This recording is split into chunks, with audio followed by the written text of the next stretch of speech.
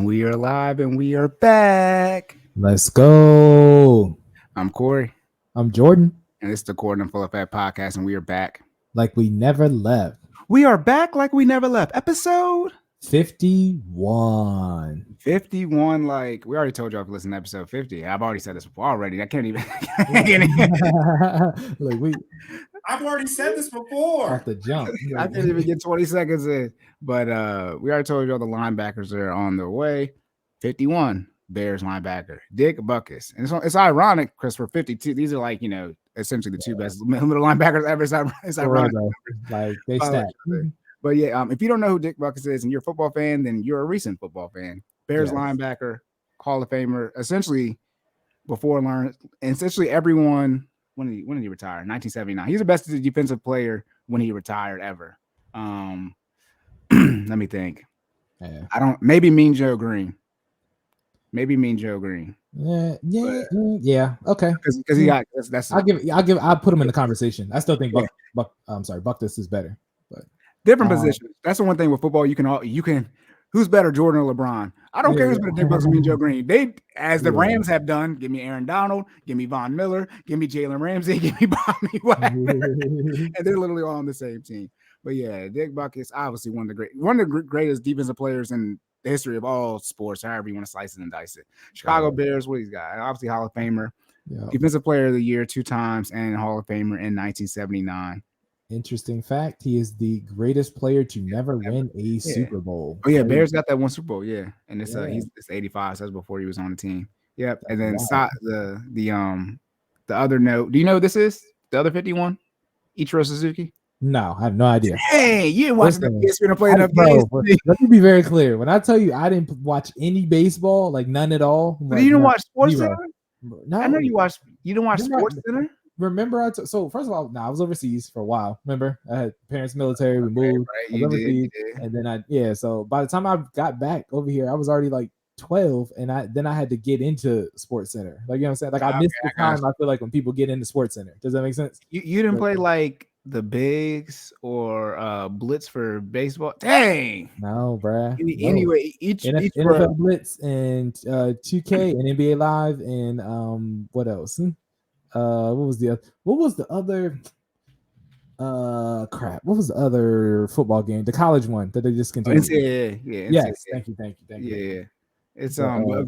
Ichiro was just a number. They didn't have last names. Everybody, you had the number of the number of the person that you wanted to play it, but they didn't have the last name. Like everybody knew. Well, yeah, when you had number 5 on USC, this is Reggie Bush. You knew it was. He's the fastest character in the game, hands down. I mean, I don't know what else to tell you. Right? Yeah, but Ichiro Suzuki, for those who don't know, he was on the Seattle. I think he played his entire career with the Seattle Mariners. But he over 3,000 hits, which is like real big in baseball. It's like it's like scoring 30,000 points in the NBA. Most people don't have. Remember the Bernie Mac movie when he had to get 3,000 hits? Remember that? Yeah, so that Ichiro got 3,000 hits. He also had a cannon of an arm, and he was crazy fast. So he's not in the Hall of Fame yet. I don't know if he's been retired long enough. But I'm pretty sure he's a Japanese player. He's from Japan. But yeah, Ichiro, he was a contact hitter, so not home runs, but he's gonna make contact and get on base. Gotcha. Ichiro was a dog, and that's what I'm talking about the video game standpoint. Look, he wasn't hitting. The only thing he wasn't doing was hitting home runs. Everything else, he locked in. But gotcha. All right, so that's it for the number. So Jordan, please let the people know. For our first time listeners, we talk about fitness and finances, health and wealth, and everything in between. We make sure you save more and say less, and keep making better your best. Yes. I thought. See, who cares? What do we do first? We do that first, or we tell them where to find us? That goes first. No, you already know. Yeah, but you want to tell them where to find us? Now where y'all should find us at Cordan in Full Effect on YouTube. Please. Also on Apple. Yeah, I'll say I blanked. Apple. Look at all the other places too. Look at how many episodes have we done? Look, Cordan in Full Effect is on YouTube, Apple Podcasts, Google Podcasts, Spotify. You've done this as of late. That's why it's not in my brain for my muscle memory. And then also Amazon Audible as well. Please like, share, and subscribe. Yes. We appreciate your feedback and ask us questions because we will answer your questions top priority. And then also, one of these days we're gonna get together and you guys will be able to come on here. I think we'll have to figure out how to work the live thing on here. Got you. And then it'll be maybe we'll do it. Yeah. Yeah. No, I was gonna say also our formal disclaimer, because you know how this goes. Okay, everything in here is for entertainment purposes only. Corey and I are not professionals unless you sign our waivers. We are not we are not professionals. Okay, these are our opinions. Okay, and we are entitled to those opinions.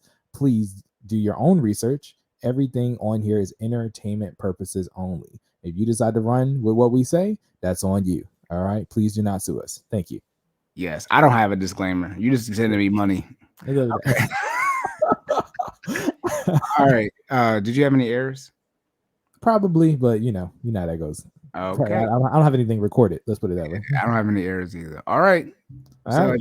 For those who don't know, we obviously do finance and fitness, as we already discussed, but we also do a current event section before we get into the fitness and finances. So let's go. Let's see.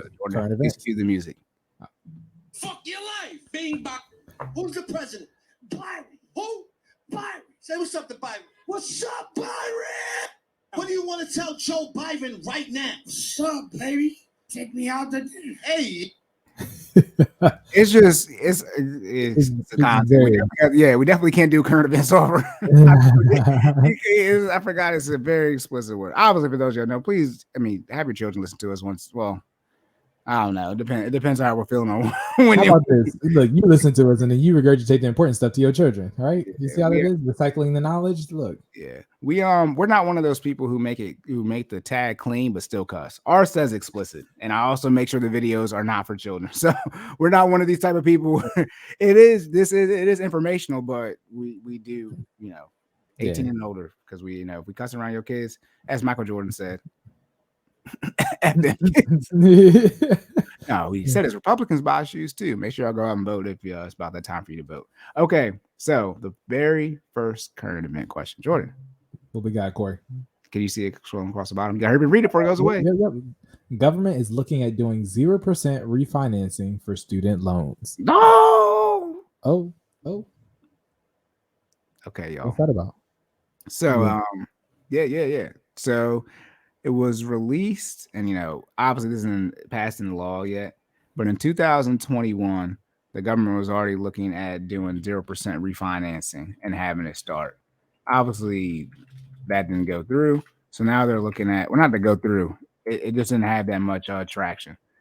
However, and I've been asking my clients and other people dealing with student loan stuff, are you guys getting more information about your student loans? Are they putting a little bit more pressure, like, hey, y'all need to run us our money? Is that starting to pick up?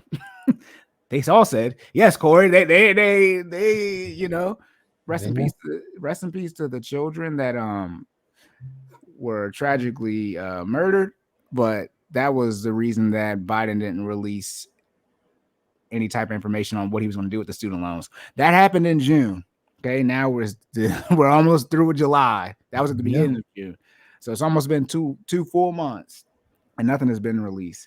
But Congress is looking at releasing, or not releasing, see if they can put it through, 0% Student Loan Refinancing Act. Okay. Now, originally, like I said, the first one, it was going to be between August 1st, 2021 and December 31st, 2024. It says this bill establishes a temporary program through which the Department of Education must make interest-free refinancing loans to borrowers through those dates I just mentioned. The bill requires the Department of Education to automatically refinance federal direct loans and notify each borrower of the refinancing. So automatically, just how you were automatically put into that zero, just like how you were automatically put into 0% now. Okay, that would start up now. That was in 2000. That was last year. That was introduced in the House of Representatives in May 7th of last year. Then this year, essentially, it's the exact same thing, and I think y'all gonna find a way to get what y'all. This sounds like it's gonna be it. Okay. And when I say it, I mean this is gonna be y'all forgiveness. This forgiveness right here. Okay. And so. And I think I've already said this too, but I said this is the best. I said this is what y'all should act. I did say this. Yep. I said this. I've already said this before. I think when I talked about what y'all need to ask for student loans, I said ask for no interest. If you want to get something, get no interest. That's going to be the best. Maybe you got a friend in the White House, Corey, listening to the podcast. You said what? We're local. We're local. We're local. Hey. We're DC local, but they already gave y'all 0% and no penalties, zero minimum payment, $0.00 minimum payment for 27 months. If they make it so you guys automatically get refinanced, and this is saying 21, 22, 23, so roughly 3.5 years, so 3 full years, as well as 0%. Y'all, that's 6 years. They're also looking at reducing how many qualifying payments / years count towards the forgiveness. They've been talking about decreasing from 120 to 60. Ooh. They're also talking about increasing what counts as a qualifying, not increasing, but making it a wider spectrum as far as what counts for a qualifying payment. Now, that's the interesting one, where if they take it from 120 to 60, because then a lot of people want to qualify for that. However, as well, if you guys don't know, but they like to stuff things in the bills, and they like to put, other things in there that aren't the major headline. The 0% is more important than the forgiveness. 0% is a much bigger thing because now you can deal with the national debt, all these other things that come with paying the interest back. But having this 120 being reduced to 60, that's another big thing sitting right there. I highly doubt that will get passed.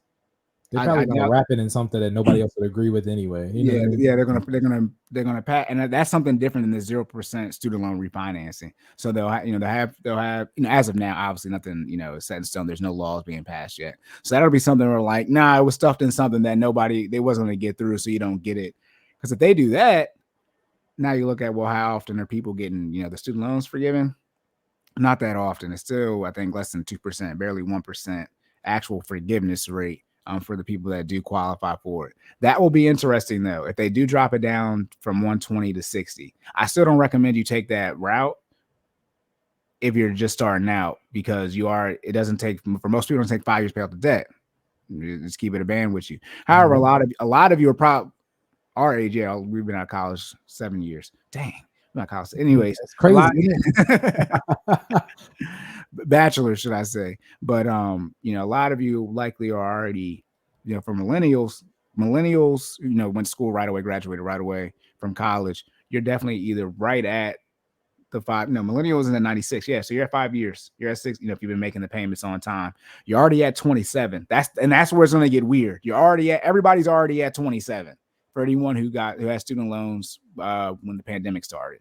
Because that's how long the forbearances that we're in. So everybody starts at 27 at least. Right. So it's only 2 more years to get the 23 to get to 50. I lied, 33. So three more years. I did my math wrong. I did my math right. It's not that, it's 60, not 50. So it'll be interesting to see how much traction this gets. Again, like I said, it might be, like I said, I told y'all to go vote. We just had the primary elections are wrapping up, right? We still got to do the general elections in November. So it'll be interesting. This is just stuff to hang in front of you, right? Just dangling, was it banana or apple, whatever? I thought it was a carrot. Look, carrot. There we go. It's a carrot. Not a banana. Fruit, vegetables, whatever. Get some help. Hey, what am I thinking about? But it'll be interesting to see if this is just something that is for headlines. So you vote for the people who are going to pass this when it's time for the general elections. Since the primaries are wrapping up, that is my guess. I'd be surprised if this gets through, because this has to get through the Senate. That again, we already said this. We broke down how the United States government is set up. It's got to get through the Senate. If they flip the Senate, okay, but then you got to flip it. You have to flip it, y'all. And so it'll be interesting to see if they can get this through. Obviously, the dates will shift, because I said August 1st, 2021 has already passed. So the dates will shift, but they're going to give you all roughly at least 3 years of 0% refinancing. However, again, when do you want it? Do you want it coming out the recession, the pandemic, right? We haven't had significant job losses. We had jobs have been recovering since the pandemic, but the economy is shrinking by definition of a recession, waiting for those numbers to drop in the next week or so. But do you want it now? Because if you don't have the money to take advantage of the 0%, then it's sort of you out, because we already see what happened when it comes to the current 0%, the current forbearance. Most people haven't taken advantage of it. and people are still taking out student loan debt, etc. It's the same way with reparations. We saw what happened when they gave you all the stimulus checks, black people. You blew the money. Definitely. So if they give you a whole bunch of reparations in the mail, in the meal. Hey, shout out to data and analytics. We already see what happened when the government just gives you money and say do whatever you want with it. $1,200, $2,400, whatever you got. If they give you a whole bunch of reparation money, I assume you're going to conduct yourself the same way. So it's the same thing as far as this the 0% student loan refinancing. That already exists. That's the one thing. This isn't something new. They're making, like I said, the current student loan forbearance is COVID based. Once that goes away, this is talking about essentially doing the same thing, but under another set of, rules, regulations, and laws. So it'll be interesting. Is the reduction for the 120 payments to 60 payments? That's for the PSLF, right? The public service loan forgiveness.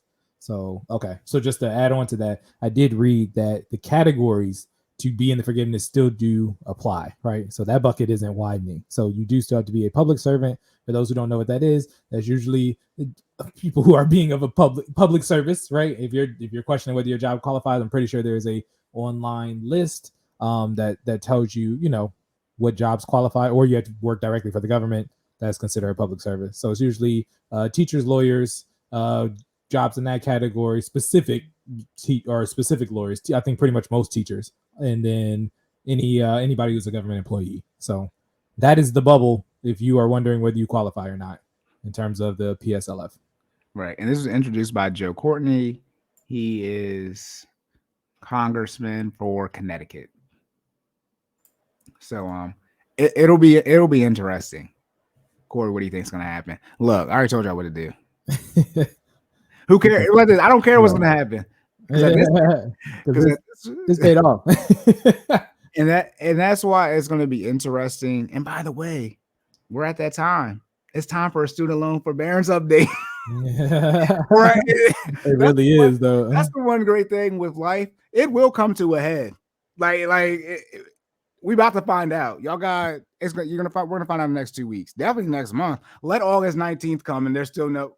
Put it like this: the more time goes on, the more y'all need to start. I guess I gotta start maybe next episode. Y'all need to prepare to start making these student loans. Yeah. If you ain't been stacking it up or making the payments in the meantime, you need to get ready. Yeah, okay. And it's one of the things too. And yes, I know we had, obviously, whether you believe about COVID or not, we did get shut down. That's not an opinion. That's not an opinion. We did get shut down. People were impacted financially. But I'm telling you, if you didn't find, especially for those of you who are negative AMs, you got a whole bunch of interest still sitting there. If you didn't find a way to chip away at that interest, you need the 0% refinance so you can chip away at it, because you still have to satisfy the interest first. That's how loans work. Satisfy interest before the principal. Mm-hmm. You got to get rid of that compound. It's compound interest, by the way, too. You got to get rid of the interest that's sitting there. The bad kind. Yeah, well, yeah. I mean, it's working against you. Is good or evil real? It just depends on what side you're on, right? Compound interest is yeah. So subjective, right? Yeah, it depends on what side you're on. Was Frieza bad?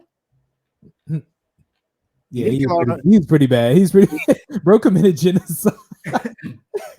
That's what the Sands did too. All right, we're not going to detract. We're not going to get distracted. Okay. I retract that statement. Now we will not be doing any finance or fitness for this episode. We will discuss all the different right. Was Frieza a good guy or not? He did kill all them monkeys. He did. Well, if you don't know anything about Dragon Ball Z, please do not chop this up. I prefer somebody to comment on that for people who are well versed in Dragon Ball Z. But yep. So like I said, that's still sitting in the it's not even sitting in the House. The stages as far as how bills go is introduced, passed the House, Senate, President, became law. It's still introduced. It's still the introduced state. As you can imagine, our government has a whole bunch of other stuff to deal with. Whether you agree on how they deal with it or not, there are a lot of other issues at hand. So it'll be interesting, obviously, as updates occur. You guys you won't hear it here first, but you will hear it here. Yeah. So, yeah. All right. Do you have anything else? Because this are you? No, you like? Yeah. I think we good to go. All right, y'all. So on to next. Yep. Fitness section. Let's go. Oh no! That's what I did. You know what I did. You know what I did. Okay. So normally I would play some music here. Can I play the other thing? Yeah, go ahead. Play whatever you want to. Oh, we have backup, right? Can I use that for fitness today? The most ruthless champion there's ever been. There's no one can stop me. Lynx is a conqueror. No, I'm Alexander. He's no Alexander. I'm the best ever. There's never been anybody as ruthless. I'm Sonny Liston. I'm Jack Dempsey. There's no one like me. I'm from Nairclaw. There's no one that can match me. My style is impetuous. My defense is impregnable. And I'm just ferocious. I want your heart. I want to eat his children. Praise be to Allah. All right. Cool. As you guys know, who cares about the degrees we have? We always mess stuff up. Jordan went crazy on Amazon Prime, so he moved some stuff around. So that's why some music was messed up. My bad. I'll make sure it's in place for the next episode. My bad, y'all. So we do. So dang. So y'all had the Mike Tyson queued up though. Yeah. Yeah, hey, look, hey, you see how that works? That was the backup. Look. Hold on. What we did fix. Go ahead, play the rock. Play the rock. Look. Shut up, bitch. Yeah. We made sure. Tell you right now, we don't care. Let me tell you, we don't care. Stuff happens. All right, that happens all the time. We do the best we can. Okay. We made sure we had our go-tos. What I want to know before we get into the fitness section, why did he say he wants to eat the children part? Everything else in there is great, but when he says that, it's like, bro. Does the person? I assume he might have kids, but like, did he even have kids at the time? At least, you know what I mean? It's like, bro, he just he just whooped somebody's ass. He just attempted murder. Who gonna question him? Who gonna question him? You gonna tell him he not gonna eat somebody's children? I'm like, you got it, Mike. You straight. By the way, this is probably this time he's the most baddest man on earth at this moment. and hand combat. Right. Yeah, I'm good. You got it. Yeah, I love those stories back in the day. If your parents told you, they would opt in the pay-per-view. They get together, watch the Tyson fight, and the fights where he would literally end in the first 30, 40 seconds. People would get up. That's why there's like, don't go get no chips, don't use the bathroom, don't do nothing, because there's a whole bunch of people. Back to this pay, ain't no internet, nothing. I mean, there was, but no YouTube. Yeah, they was missing the whole fight. You come back and Tyson did knock somebody out again. And it's one of those things where it's like he did it multiple times. Right. So some people have like 2 or 3 strikes. It's like they didn't learn their first lesson. Yeah. Imagine going to get some popcorn at a Tyson fight and you come back, the fight is over. Take your popcorn to the car. Get out. And you obviously you adjust for inflation. Pay-per-view $100. Right. You know what I mean? Everybody putting in this, and I don't, if you guys how well versed your parents told you about things. Where back then, this is whatever you think. Like when Drake drops, that's what that yeah. You can't miss no Tyson fight. So my dad would tell me those stories, and he's like, "Hey, a couple friends they did it multiple times." It's like, what are you doing? Whose man's is this? Did he not know? Look at that. So shout out to Mike Tyson. Obviously, he would make the list. I would assume if he had a number, I would hope he would make the list. I guess he would be number 23. Let's put it this way: when we run out of people on this joint, we'll slide them in there. We'll start just doing athletes. We'll start talking about it. Because obviously, once we get to 100, we'll be out. Right. Exactly. So yeah, but all right, locked and loaded. Okay, let's get it. First fitness question, Jordan. Okay. Yes, sir. Training versus working out. What is the difference, and which should you do? This is a good question. It is. I can't say that because you made up this question. And look at it. Why you can't say that? I can't get credit. I can't get you said it so much on here. You know me. I don't give credit where credit is due. I actually do that regardless. Now, this is a good question. Training versus working out. What's the difference, and which one should you do? This is a good one. I'm gonna go on mute. So you know what I'm gonna do? No. Come off mute, because I'm about to ask you. You better ask me. Oh no. Yeah. We're gonna start off with, we're gonna start off with your opinion, Corey. What do you think the difference between training and working out is? We'll start there before I get into it. I think training is you're doing something like for a particular event. So you would train to run a marathon, right? Or even sports based, athletes, all the different sports, their makeup is different for each one. So that's what training is versus working out. That's essentially just general, health benefits, right? Essentially you're trying to live as long as possible. You're just exercising to, because you need to. Yeah. Okay, all right, you spot on, bro. Hey, as you know, for those who don't know, I'm a top tier all time guest. That boy said C. And look, A, B, no, C. Yeah, my Oh, off the cuff is good. Don't put me on the spot. Hey, Nah, say I'm joking. that's pretty good. That's actually pretty spot on. You know, I have an athletic background. Let's be, Yeah, you know what I mean? yeah, you how you putting in the work. You know what I'm saying? Yeah. Okay, so for those who didn't catch Corey's explanation, we're gonna go through the difference between training and working out. All right, starting with working out. So the definition of working out is exercise or activity with the intent to maintain overall health. All right, so exercise or activity with the intent to maintain overall health. What does that mean? You're just in the gym or you outside, you're just participating in fitness to improve your lifestyle, to improve your overall health. No necessarily specific goal in mind. You are just out here just trying to be a healthier person, which is fine, right? Let me be clear. There's nothing wrong with working out or training, right? Either or is better, it's preferred over doing nothing. Okay, which I mean, we know how we get about statistics. Okay, 75% of y'all are obese. Most of y'all are doing nothing. Let's call it what it is. Okay, so 75% overweight or obese. Thank you. Overweight Yeah, or obese. look, if we get there, if we get there, it's a significant problem. Yes, you're too high on the BMI scale. I'm gonna just leave it at that. All right. So that being the case, you gotta put that work in. If you're doing training or working out, I'm okay with either or. Let's be very clear. Okay, I'm happy that you're moving 30 minutes a day, 5 times a week for a total 150 minutes. Okay. But yeah, so working out is exercise or activity with the intent to maintain overall health. Okay. Training is molding your body for a specific purpose through exercise and diet. Okay. So training, we're going to go back and forth and talk about each one. And then, clearly I'll list off the pros and cons for each one and which one I recommend you do. Okay. So working out, some of the pros and cons in reference to working out. Working out, again, good for your overall health, but ultimately lacks structure. Okay. When you're working out, you just outside, you just, again, what's the minimum? I just said it, but what's the minimum recommendation for activity on a weekly basis? 30. There you go. Minutes. 30 on a minutes. daily basis, 150 on a daily basis. There you go. So 30 minutes a day, 5 times a week for a total of 150 minutes. Okay. When you're working out, your goal is just to hit exactly that, right? You're trying to, I'm not saying that it has to be only 30 minutes. It can be more than that, but ultimately your goal is to just check that box. You want to hit at least 30 minutes. You don't care how you do it. It could be strength training. It could be HIIT. It could be an aerobic activity. It could be walking. It could be swimming. It could just be, running up and down the street. It could be playing basketball. You really don't have a goal particularly in mind when working out. You are just trying to maintain your overall fitness. Okay. Again, not a bad thing. Again, most people don't do anything, so working out is great. But when we get into the pros and cons of training, you'll understand why working out is like it's okay, but there could be things that are better out there for you when you decide to go on your fitness journey. Okay. Working out also consumes more time. Okay.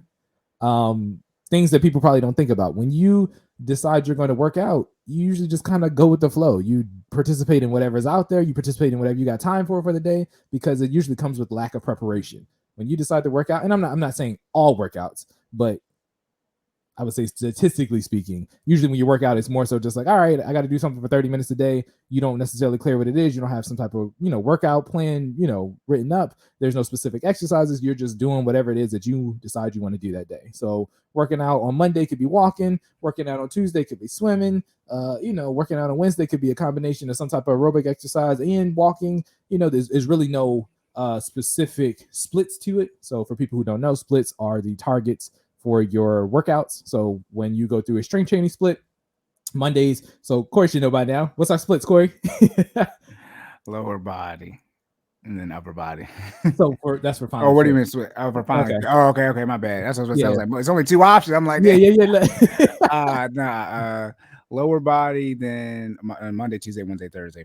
That's a Monday, but lower body, then back. I don't know, but the term better than me, but back and just back, and then Wednesday is more upper body, so bench press type stuff, and then Thursday is little tries. Yeah, I say more upper body stuff too, shoulders and tries. Yeah, there we go. Right. There you go. Yeah, And there's more options for the upper Yeah. body.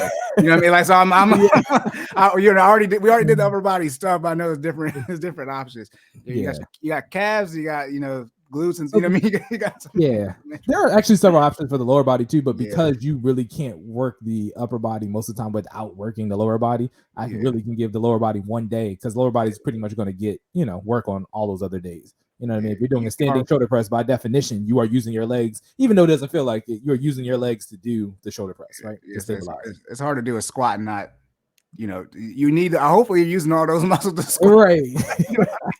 That's kind of how it works. Because upper body, you can like the form. It's like you can tell, like when you're using particular, from the shoulders to the biceps and triceps, you can feel all that type of stuff.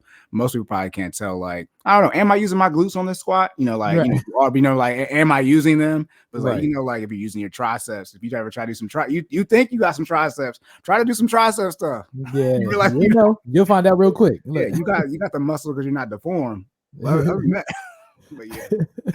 But yeah, those are the splits on the FinallyFit side. FinallyFit.live.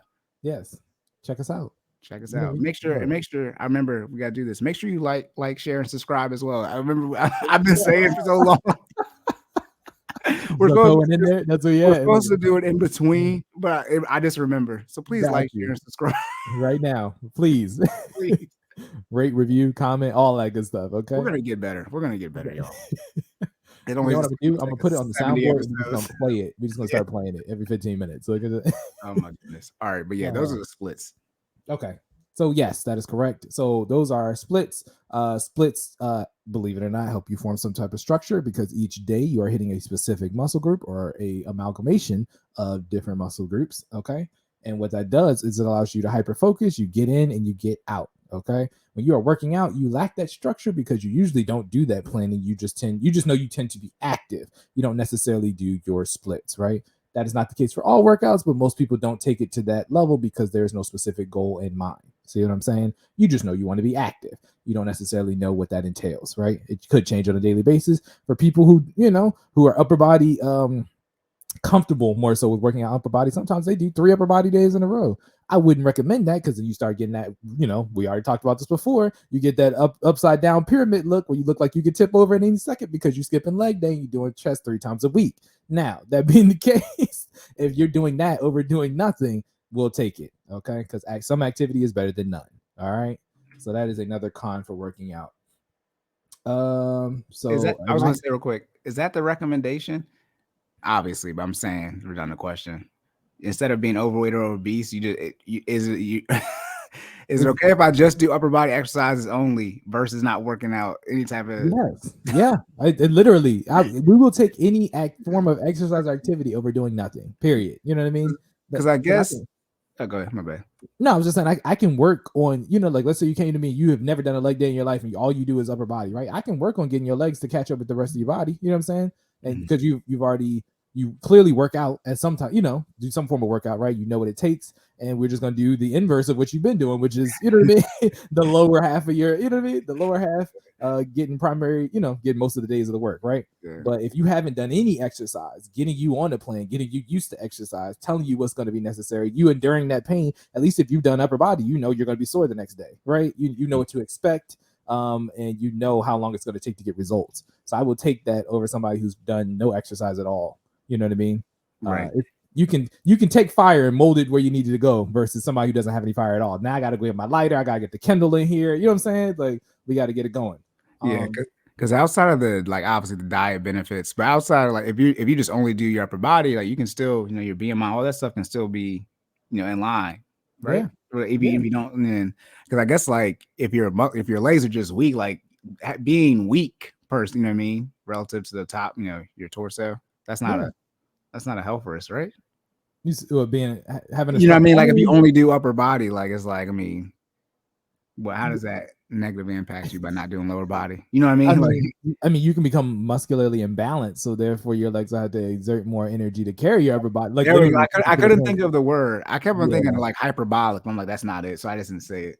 Yeah. Okay. Remember we talked about muscle groups and how your synergist muscles have to compensate for when your prime movers don't do what they're supposed to do. That's basically what happened in your lower body, right? If they are not balanced because you are not working them, you'll basically start to develop several muscular imbalances, which means your calves will start having to do, you know what I mean, the work of what your quads are doing, right?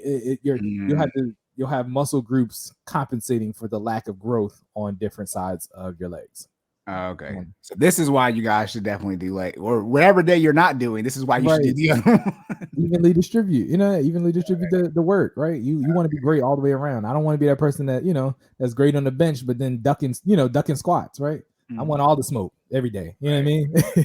Yeah, I got you. Okay, yeah, okay, that makes sense. I just want to tell them, I'm like, because I be, as you be seeing people's like, bro. You got to do more squats. Yeah. You know what I mean?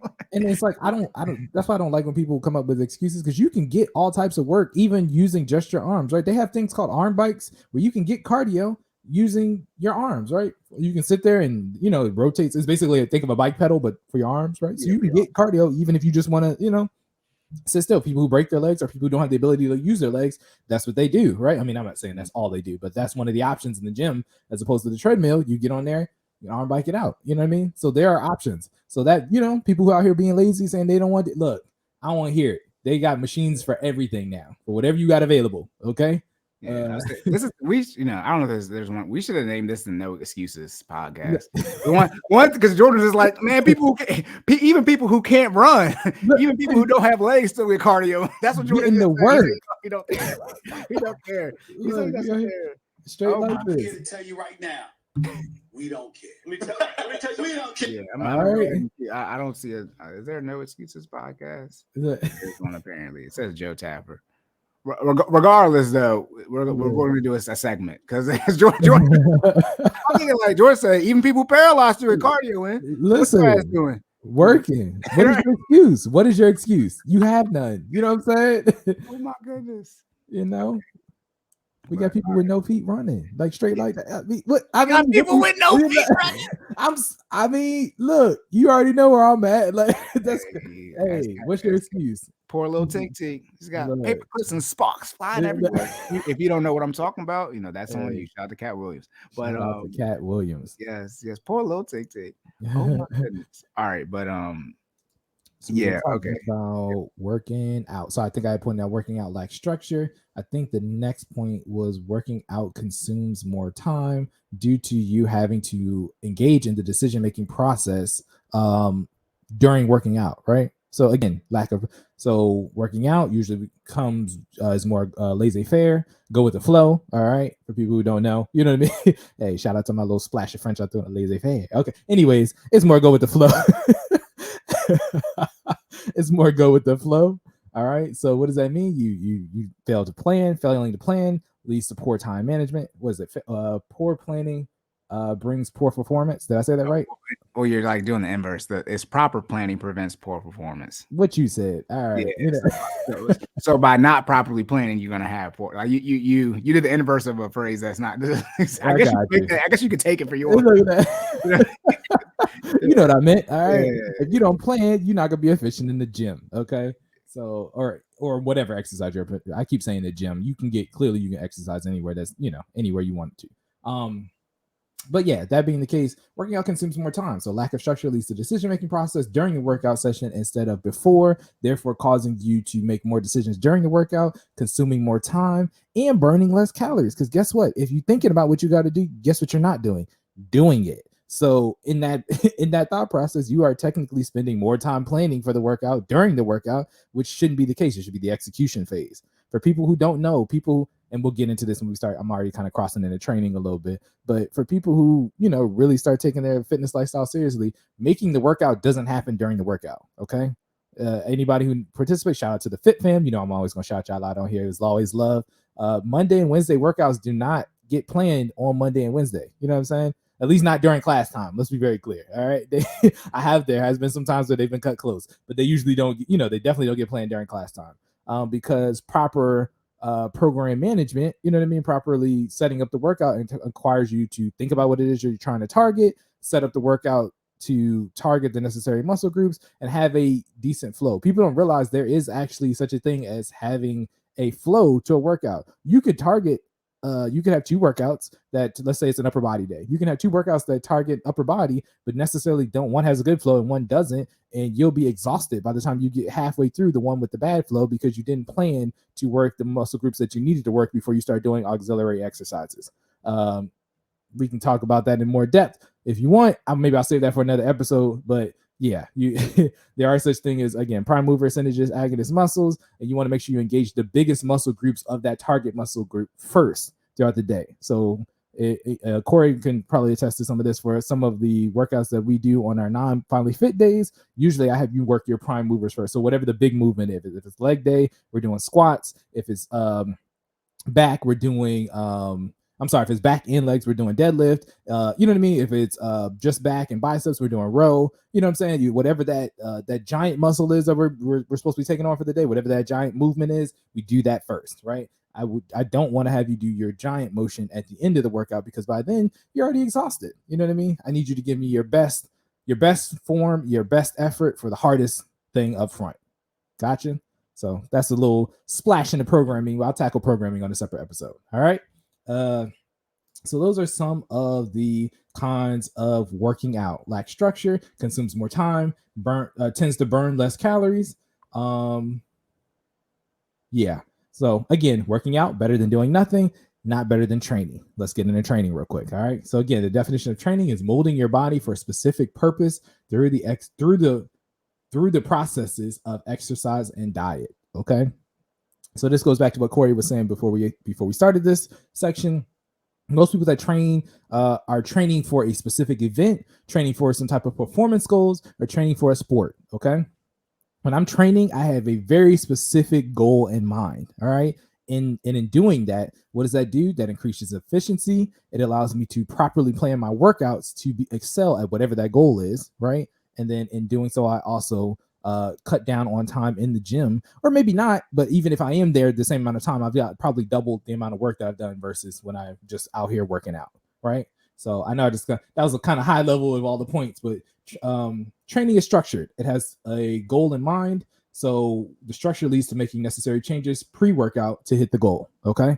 So having that structure, again, as I was talking about the Fit Fam, when we come in on Mondays, we we get into it when we get into it, but when we do get into it, Jordan's saying class doesn't always start on time. It does that's not. That's what he just said when I was saying it.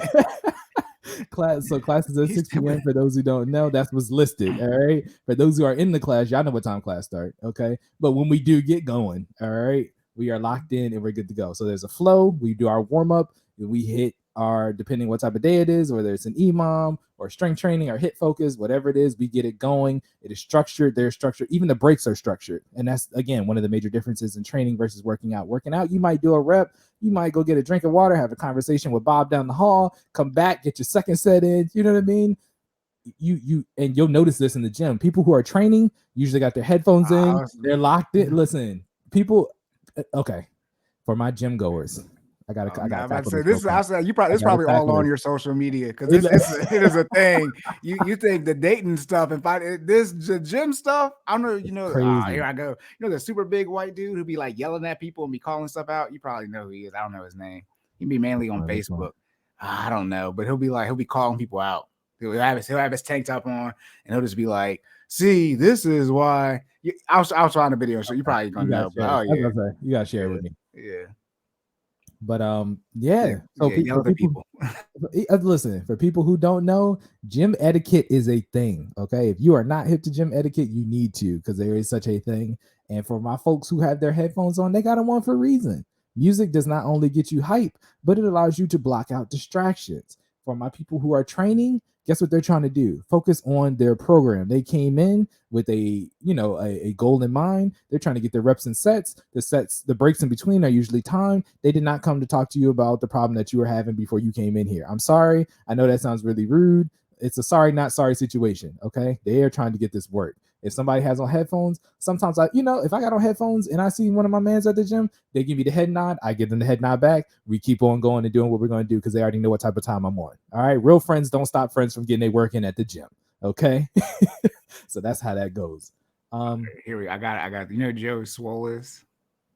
The name sounds familiar. I can't put the name. I say when I say when you see him, you're gonna be like, oh yeah. Here we go. I love that we can do this now. Right. It's awesome. Yeah.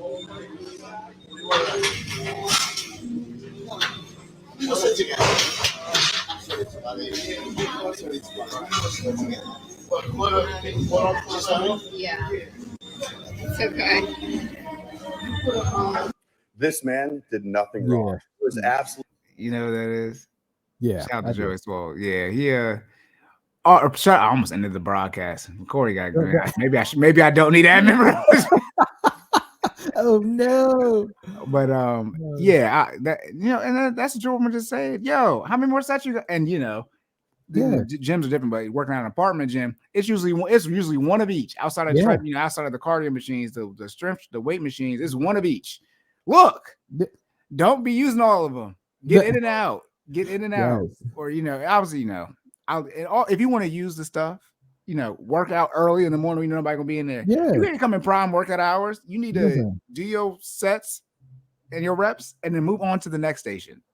It's a reason why the gym's open at 6 a.m. because you can literally be outside at 5:55 when that joint turns green. You can scan in and go do what you got to do. You know what I mean?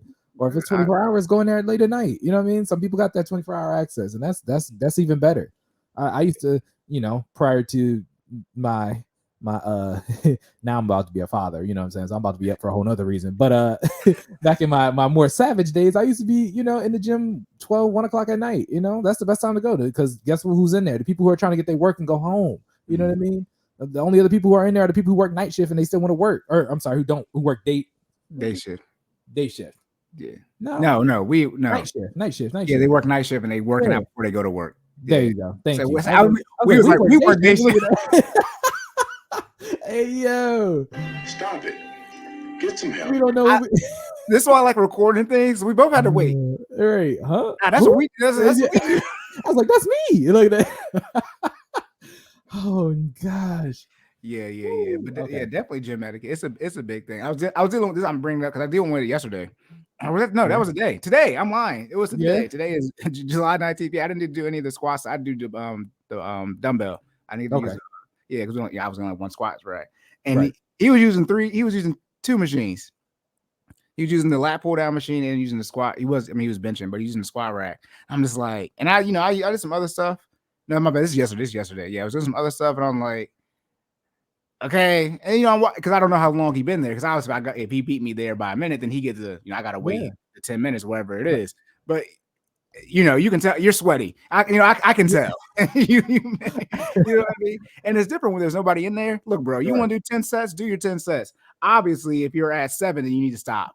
Right. You know what I mean? Like, no, you're 100% right. And so one of the things is people don't realize what the gym rules are a lot of the time, especially if this is if this is a public gym. If it's my home gym, you subject to whatever the heck I say. Now, but if it's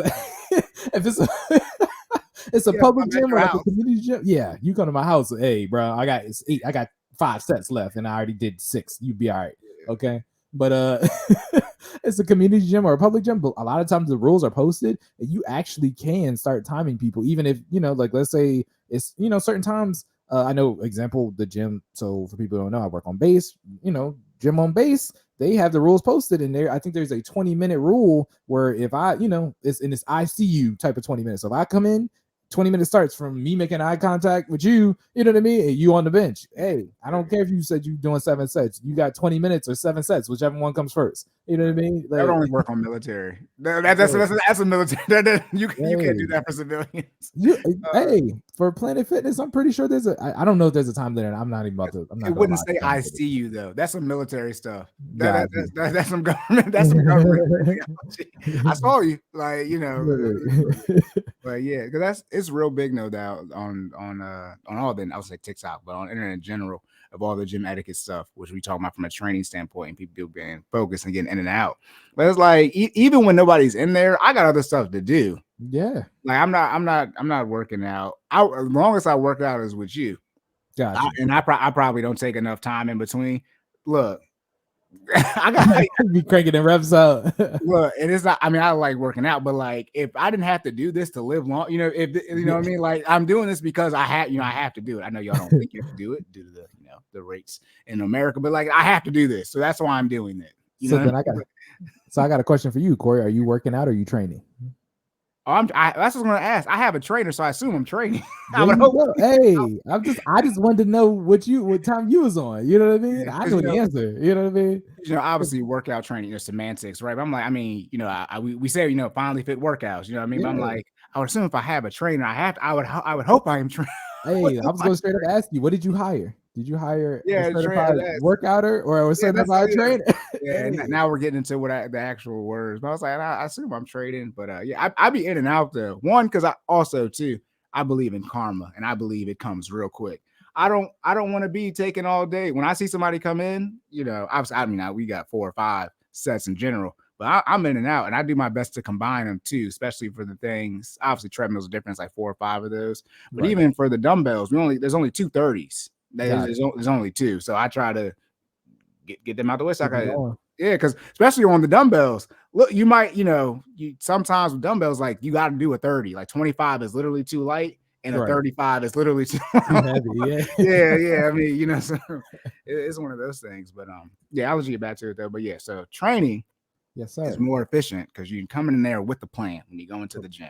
Yes, sir. So it's more efficient because you're structured. It's also more time efficient. Again, come in there with that plan. You pre-plan. I can tell you, as the Fit Fam can attest to, I can tell you exactly how long the workout is going to be. You want to know why? Because again, each exercise is timed. There is a timer going the entire duration of the exercise or the entire duration of the workout, and it'll literally, you do all the math for my math folks. You know what I mean? If we got 4 rounds with 5 exercises, each exercise is 35 seconds with a 25-second break. You know what I mean? That's 1 minute per exercise for people who couldn't, 25, 35, 60 seconds, 1 minute. Okay. Times 5, that's 5 exercises. 2 minutes for core, that's 7. All right. 1 minute of rest, that's 8. 8 times 4 is 32. 5-minute warm up, that's 37. 3-minute cool down, that's 40. We are out of there. Okay. That's why I can talk to y'all for 20 minutes before we start. All right. That's why there's a 20-minute class from 6 to 7. That's why there's a 20 minute plus or minus on that. Yeah. There you go. Yeah. But I was gonna say people don't be doing the math, the STEM numbers, and not that many people are doing that. Once we get to the finance section, I'll explain why y'all not doing it. Oh god.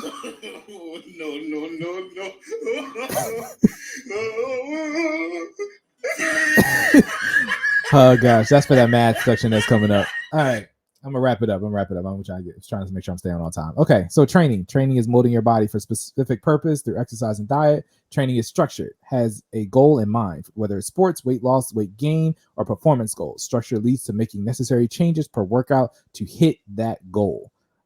Training is more time efficient. Pre-planning the workout will allow for more execution and less decision making. The only time you should really need to make a decision while training is if you have to call an audible for some of the things that Corey mentioned. If there's limited equipment, you know what I mean, and I decided in my pre-planning I'm going to do squats today, but the one squat rack is taken, I can call it audible. But again, we're talking about in-game decision making, right? In prime time decision making. We in the workout. Okay, do I use the bench? Do I use the rack, or am I using dumbbells? There should still be less time, overall, than if I had to make up an entire workout right there on the spot during my workout.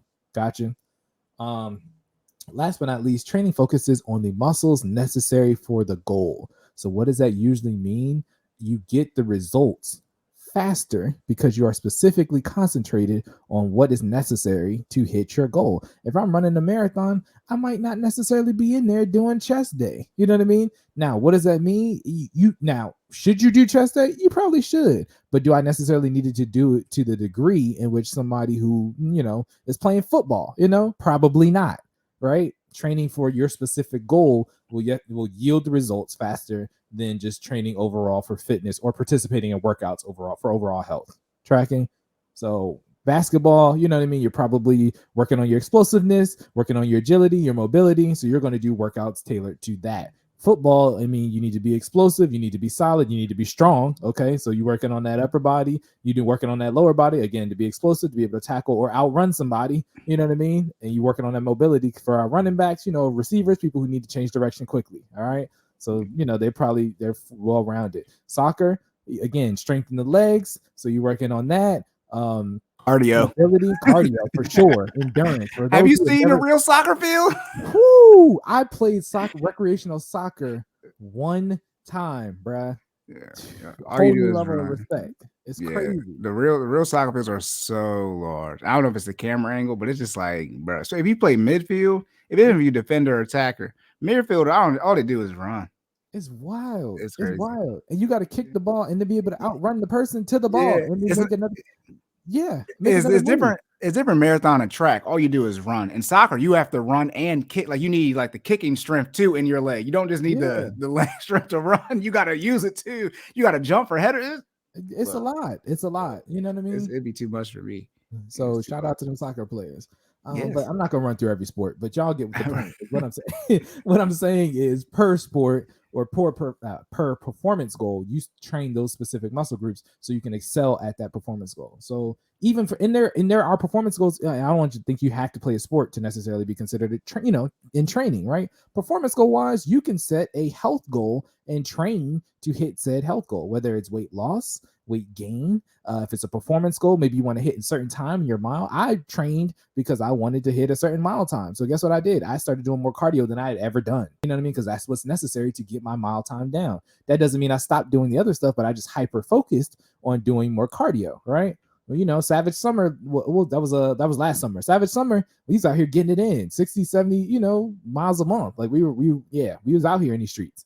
Okay, focusing on and there people don't know, but when you start getting into cardio and really getting into like competitive running, there are different types of runs. There are recovery runs, there are speed runs, there are distance, like that could be a whole episode in itself. There's a lot that goes into running. Running is not just, for people who don't run, you think you just get out here and run, and that's not how it works. There's form. There's certain runs that you do on certain days. You got to give your body time to recover. There are speed runs where you accelerate pace in the middle of the run and then drop back down to a base pace. There's a lot that goes into that. So saying all that to say, training, you set a goal and you do what's necessary to hit said goal. All right, it makes you more efficient in time, makes you more efficient in calories burned per minute, and it also makes you more efficient in reaching the results to hit that goal. And that is the difference between training and working out. Now, which one should you do? If you haven't, figured out by now, you should definitely be training. There's nothing wrong with working out, but if I had to make a recommendation as a certified personal trainer, I'm going to tell you should be training. Okay. I forgot you got the creds. He got the creds. Hey, every now and then I got to drop that CPT in there. You know what I mean? A trainer. Yes, as a trainer, I'm going to tell you to train, set a goal, and do what you need to do to hit that goal. Not only is that more efficient for you, but it's also more efficient for me, for the person that's, if you hire somebody to help you, it's easier to get you to where you need to go. If you know where you're going and I know where you're going, right? You just want to, be overall health. Okay, well, here's some exercises. Here's some recreational sports around the area. Have fun. You know what I mean? Or I can just kind of give you some workouts and you kind of take them, take at them at your own pace or not. Either way, as long as you're moving 30 minutes a day, you would hit your goal, right? If it's just overall to be healthy. If you want to train, get you a trainer and lock in. That's it. You got any questions for me, bro? I was just going to say real quick, brother, when you talking about working out for football, for my undersized football brothers out there, as I can relate, don't try to be stronger. You're going to be the weakest. You're going to be weakest person out there. Focus on the ability to avoid injuries, durability, and obviously your quickness. You got to lift the weights. You're not going to be stronger. You're not going to be stronger. You're playing slot. You're not going to be stronger than the middle linebacker. I'm going to just keep it a band. So don't try to be stronger. Guess what those slot players are, though? They mobile as hell. Okay, please try to be the fastest person on the team, not the strongest. Understand your deficiencies. Okay, most people aren't Anthony Davis. You're not going to grow a foot after you're 6'2". Okay, if you you got to hit that. Like, I'm not going to grow no more. I just focus on being fast with people. I got to do this. I got to lift these weights. I'm not trying to bench more than nobody. I don't care. It don't matter. It doesn't matter. It doesn't matter. Is the key is understanding your position. Not even all slots are fast. I've seen some slots that are quick. They are just really mobile and agile. Shout out to John. So before I went to Bowie, I went to West Virginia Wesleyan for a year and a half.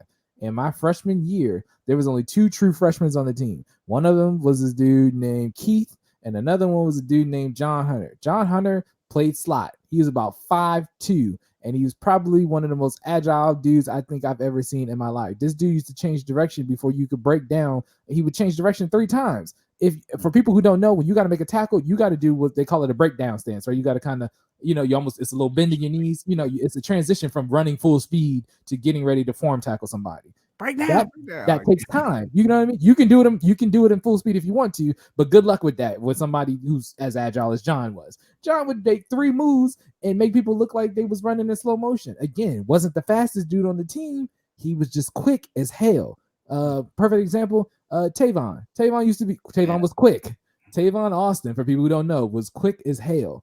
I don't know if he's necessarily the fastest person on the field. He take a step and it's just you done. That's all it takes. That Oklahoma highlight tape.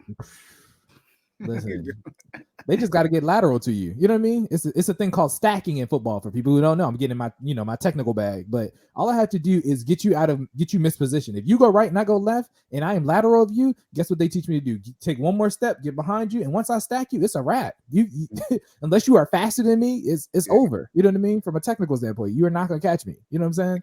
So we had a guy. He was a couple years older than us, went to my high school, so we did not go to school with him. But our school had an all-hat game, so people graduate would come back and we do 7-on-7 with them.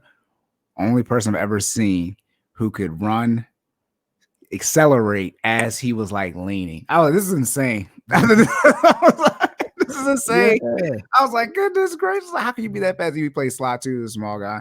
I was just like, I don't know, his name might have been Wheels. I forget what it was, but his nickname obviously is not his name. But yeah, he did a cut and he wasn't 90 degrees. He was literally his body was not 90, but he was running faster. And we was like, God damn, coach, they tell you about the players that they coach before you, and you're like, we saw that. We was like, oh, y'all wasn't lying. It was crazy. It was crazy. Yeah. Then I ended up playing against him in flag. Boy, he would take it 80 yards. Listen, in flag, he was cool because you ain't no tackle. So right, you got to pull the flags off him, bro. He was when he would catch it, we'd just be like, just run towards the end zone to see if you can beat him there. Like, don't what you can do is form a line straight across. We just all got to stand across. He can't juke 7 people in a row. If you're not there as soon as he catches the ball, it'll be like this. It's gonna be like, just don't waste energy. Yeah, just get ready for offense. The kick return. That ass. He was a dog. But yeah. All right. But you have anything else? No, sir. That's all right. Locked and loaded.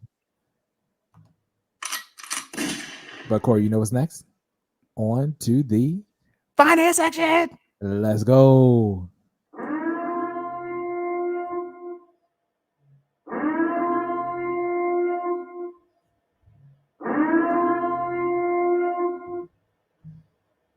All right, you got it up there already.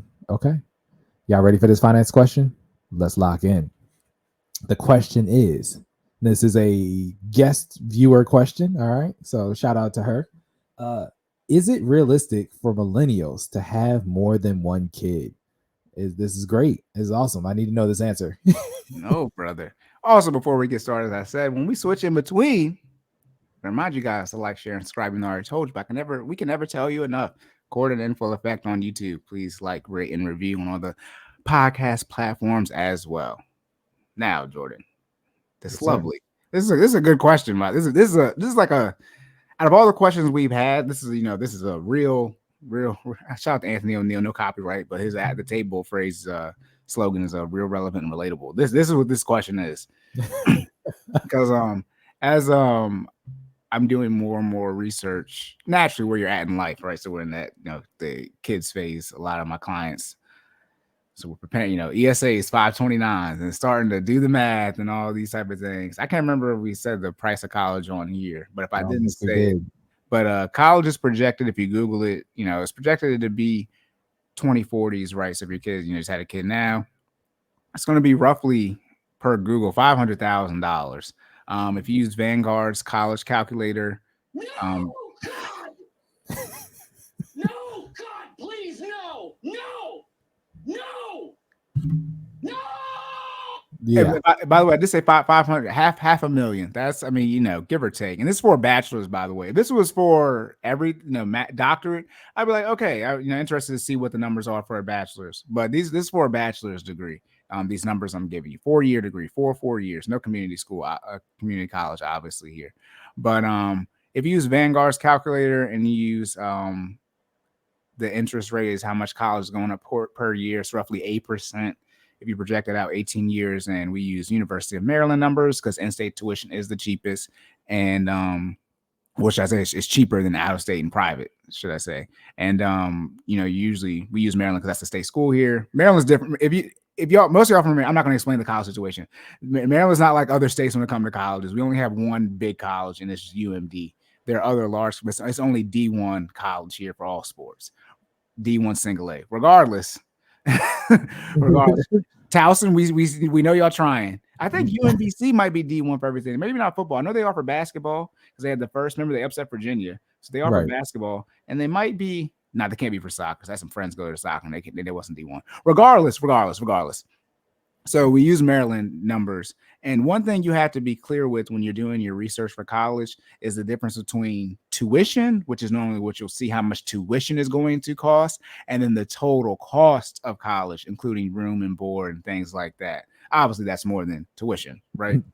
People like, what? There's multiple colleges? Yeah. Look, most people just think of tuition, right? A lot of reason y'all got student loan, but college does not cost that much. Tuition. It's the room and board where if you want to do the actual numbers, the issue is you stayed on campus for 4 years. Dang, I did. I might have to break it. That's not this question. I might have to break the one class is still a couple of $100, like, or $3, however you want to look at it. College still does not cost that much. That's why community college is still affordable, because you're just paying for the class. You're not paying for anything else. You might have labs and stuff, depending on what you take, but you're just paying for the class. Versus you go to college and you're staying on campus, you got to pay for room and board, right? You got to pay for housing, you got to pay for food, etc. All these different type of things. That's where it runs up. And when it comes to student loan debt just isn't for tuition / room and board. It's for anything related to college expenses. So you can some people take out student loans and buy a car with them because they're traveling to school, anything like that. So again, that and like I know this, right? I know, and y'all gonna talk to me like I don't know. Anyways, the reason you actually got so much student loan debt to pay back is because your ass decided to stay off campus or in the apartments. Okay. We're just going there today. We're going there. One of the best decisions, the best financial decision I made was to only stay on campus for my freshman year. He ain't lying. I'd probably be done by now, but I definitely would have had more than $35,000 to pay off when I intentionally went to pay it off. I definitely would have had more. So I probably been in that $60K range. So that's just a quick nugget as far as when you're looking at college. So I won't get into it anymore. But as far as when you look at the cost of college, not just tuition, the full cost. But if you use Vanguard's calculator, like I said, 8% roughly is what college has gone up. I think the last 10 to 20 years or so. I know that's a wide range, but I think definitely just new millennium, it's going up roughly 8%. So use that projection for the next 18 years. Again, this 8%, it goes up 8% every year. So that's just like compound interest when we talk about the investing or the negative AM on your student loan, the interest that you owe. But this is compound interest, right? This 8% essentially as far as how it's calculated. And again, using the University of Maryland numbers is roughly 17K. Even those numbers project at over $300,000. Obviously, for those who live in Maryland, UMD is actually on the higher end for Maryland. Usually the state school, so the name of the state, that school is usually on the lower end as far as the cost. But Maryland is on the higher end. Salisbury, Towson, UMBC, I believe they all cost less. Multiple HBCUs in Maryland, obviously Bowie, Morgan, UMES. Unfortunately, DC, even though people go, right, Howard is out of state. Sorry. Okay. If you did not, if you live in Maryland or Nova, that is technically out of state. The one hack is, it's not a hack. It's just how it's set up. If you live in DC for at least a year before it's time to enroll in college the next year, you get to, you are able to enter a program where you can qualify for in-state tuition. So you can live in DC for any state. So if you live in DC, you have the option to actually get in-state tuition for any state. And like I said, in-state is significantly cheaper than out of state. So I'm saying that to say college, right? For how many is it reasonable to have more than one kid, right? College is one of the largest expenses when having kids. For millennials, again, back to student loan debt, I think the real issue is the debt.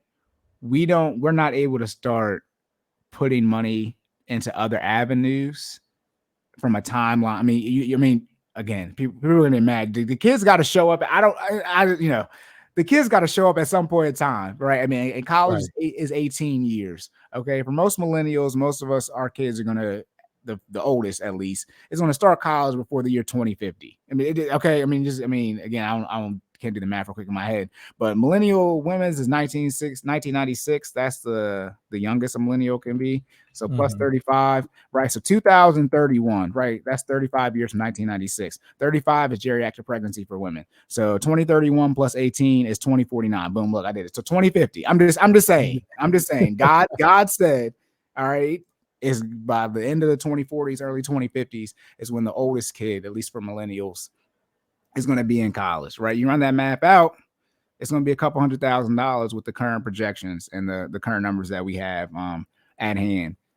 But then you have to look at how much money, regardless of inflation, how much stuff costs, how much money do we have disposable for investments or just everything else you have to pay for. I think with all the debt that we have and we get such a late start on things, I think that's the actual issue. Because I'm working with some clients who their parents have set them up so that they can, they don't have to pay for college, essentially. Not essentially, they didn't pay for college, right? Their parents pay for it, okay? And so for most people, and I've already said this before, but most of you already have a mortgage. It's your freaking student loan.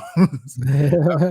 And then even if your student loans aren't over 100K, most people, if not all people, actually no, all people pretty much relative to where you live at, what it costs to go to college, that is a down payment. But people roughly graduate 35, 40K, right? 30 to 40K is a down payment. I mean, a lot of you try to get 3.5%. 3.5% on $300,000 house is 10K.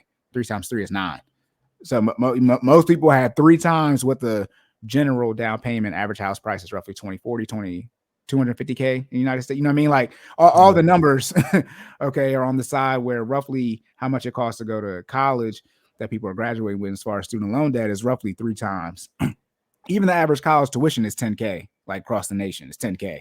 So that's 40K. That's a down payment for your first house right there. So then most people do not get degrees, right, that are worth going to school for / paying the amount of money they paid. So it's a lot, as I always say, the poop analogy. I'm mopping the floor. Like the situation is messed up. So it's like, okay, now we have to clean it up. And it's like, I recommend not to mess it up. However, life is what it is. The true test is once you recognize it's messed up, are you going to start correcting it in time, right? I mean, so and that's what really comes ahead. And we already mentioned it when in the current events section. You already got the forbearance, you got the stim. You know what I mean? Like a lot of things have been put in place to bring some type of aid, right, to the situation. So for me, I think it is realistic. I was reading all them L's in millennial. It is realistic for millennials to be able to have more than one kid. I don't think, but our grandparents, even our great grandparents, most of us usually are either, if it's not your parents, it's your grandparents, are close to that double digit when it comes to siblings. Okay, my dad's 1 of 6, my mom's 1 of 7, and my dad's mom is like 1 of 12. You know what I mean? So the baby boomers and silent generation, and then obviously the greatest generation, if y'all don't know the generations, regardless, they had a lot more children. We're having less humans are being born. Women are having less children right now. So do I think people have 4, 5, 6, 7 kids? No, I don't think that's not feasible because inflation adjusted with women in the workforce, and then with prices, with wages not increasing with inflation. When I say women in the workforce, it used to be 1 person working, y'all. Okay, now so a household had 1 person working. Now the household has 2 people working, right? That's why single people can't move out, because everything is priced for 2 household income, not 1. And most single people don't make enough to take care of 2 households. So I'm not saying women can't be in the workforce. I'm saying from an economic standpoint, when you factor all those things together, then it's like, then you add the debt on top of it. You know what I mean? Right. Then you add in with millennials. Because I know the older millennials, right? The 80s babies, they were getting out of college during 2007, 2008. Right. So you got that recession happen. And when you look at the wages, they're saying when you adjust for inflation, the wages are just now recovering from that time period. So there's, when we're like our parents' generation, how they were making more money, our generation still isn't even at that point yet. So there are a lot of things at play that impact. It's not just one issue. But I for me personally, I think if you solve the student loan issue, coupled with obviously shout out to Dave Ramsey, but intentional financial plan. Right. I mean, you can definitely have more than one kid. So this means two or more. You can definitely have two as far as raising them and avoiding poverty, right? Being on any type of government subsidy. Now, will you be able to take investments, lifestyle? Will you be able to fund college like you want to, have the lifestyle you want to? That has always been a 1% thing. That it was never not a 1% thing. Like I said, especially first of all for black people, that was never a thing. Now people are going to start lying. That wasn't a thing for black people. Okay, I mean, you got Tulsa, Oklahoma. That's 1921 when that ended. You know what I mean? That's not all of us say we're the first people to graduate college. You know what I mean? So that's not a thing. But when you talk about the more affluent people, that's still people who were making on the top end of the pay scale. Obviously, you adjust. You have to adjust for inflation, right? They still might have been making, $5 an hour or something like that. Right. That wasn't middle America. Yes, they were thriving more than we are now because the numbers weren't as bad as far as the math, debt, things like that, like credit, all the stuff that we deal with now. That stuff either wasn't out back then, or it was just getting started, so they weren't impacted by it as much. But going on from a price standpoint, as we talk about how much you spend on vacation, if you want to, you can't spend a month's salary. You can't spend it on a vacation. Not when you don't have money saved. That's the one thing people miss. But they had more money. They had less debt and more money saved back then. Right. You see what I'm saying? So you have to create the same situation. Well, if you eliminate the student loan debt, right? They also had, I would say, not better paying jobs, but people had better jobs in the sense of, coal mining, things like that, factory. Like those were actual things in our society. We're like, yeah, you got it, like be, mailman, things like that. Like computers weren't like what they were now. So there's more physical labor. So even from a job security standpoint, things like that. Again, pensions are going away. People, they used to have pensions. So like there's a lot of factors that, it's a lot of factors that factor into answer this question. But okay. No, I was just going to add a caveat, right? So what if you are on track to pay off the student loans potentially, but you won't have that before you decide to make the second decision on having the child, right? Yeah. My general answer is if you do not have children and you are under 30 and you can get essentially say baby steps, so you can fact check it easy. But if you can essentially be 30 or younger with no kids and no debt in 3 to 6 months saved and investing 15%, that is my record. If you don't choose to take that route, then it's like, damn. But if you can do that, I recommend you do that, regardless of what you have to do to get there. Now, if you're over 30, you can still do it, but you remember you have less time, therefore you have less wiggle room. And that's what I'm talking about. It's like, are you going to make the decision? You see what I'm saying? That makes sense. They got to lock that person has to lock in. Lock in more. Yeah, because I mean, we sort of with the minimum wage episode, but it's like when you graduate college, right? You're 22. That's 8 years. You know what I mean? So shout out to the awkward part. But I'm like, and well, they got rid of her. Roe v. Wade overturned. But in theory, at 22, roughly speaking, because millennials and black people, we have children even later, right? But millennials are, having kids later too. So at 22, even if you have the student loan debt, you're likely to not have no kids.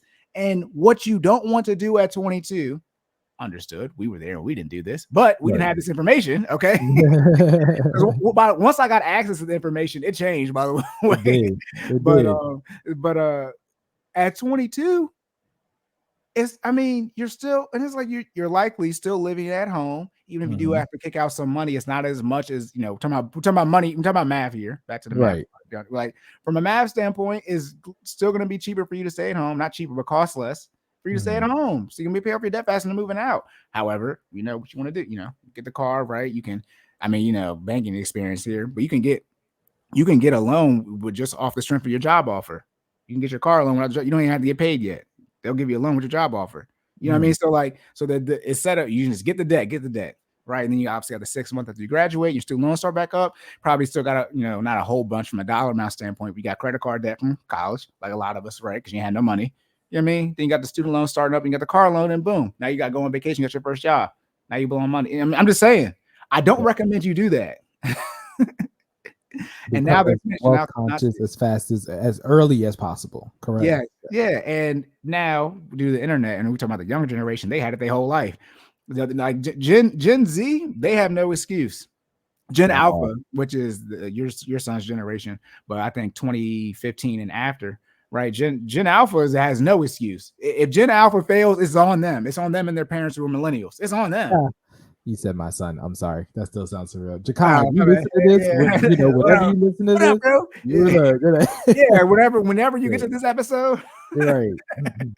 But because the one thing too is millennials weird because 80s babies are still millennials. We get a little bit of because our parents are likely baby boomers or Gen X, right? So we get a little bit of wiggle room. After us, though, that's it. Not this iPad, not the iPad at 2. Yeah. Like, you know what I mean? So this is like for millennials, yeah, but everybody after us, yeah, they can have more than one kid because they got access to information. Right. Now, whether or not they accessed it, applied it, execute, right? Prioritize, proper planning, right? That's different. But yeah, you can definitely have more than one kid. For the answer when I said, if you can get out of debt and build an emergency fund before you turn 30, what if you're over 30? Because most people are, dang, I'm over 30 or I already have my kids in my house. Like they already have a whole bunch of stuff and they're trying to figure it out and put it together. This is why Dave Ramsey the GOAT, you have to do nothing. Yeah. Like, because and again, shout out to Gary Vee, one of the other GOATs, but it's like, yes, you will live longer, but then again, y'all don't be exercising enough. So you might live longer, but then you have the medical issue. And that's what I'm saying. Like, it's so much that comes into play. The main issue might be is that you're not exercising. So now you have to you've been buying.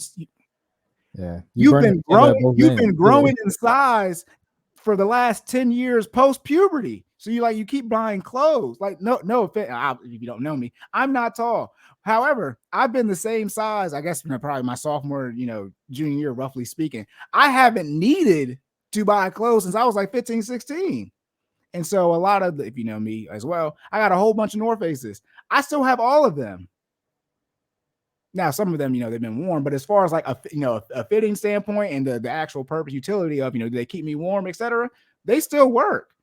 Now, if I would have gained a whole bunch of weight, I would have to get new jackets. And so those are the things that people, I don't think they see add up. Then I'm talking about the straight math. We add compound interest. Yeah. Then if we add, shout out to my computer science degree, we add your ability to scale income. Shout out to my financial coaching. You add strict. Yeah. And it's like, so it's a lot of X's on here. The double sided sword to that is, in addition to having to spend more money on clothes, you are also shortening your lifespan because you are more likely to have some type of chronic condition because you are overweight, because you haven't been exercising. So now not only are you losing time because you haven't been executing your financial plan, you also have less years to live. So now, you're losing the time that you haven't been putting the work in from the financial aspect, and you have less time on earth to make it up. So you know what I'm saying? You shooting yourself in the foot, and you was already hemorrhaging before that. You know what I'm saying? It's not a good look. So this is for y'all, but for people who don't know, death of the lifestyle. All right, I'm gonna go ahead and give you. No, you want to know the real thing?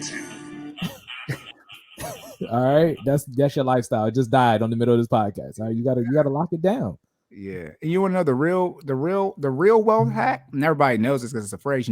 Health is wealth.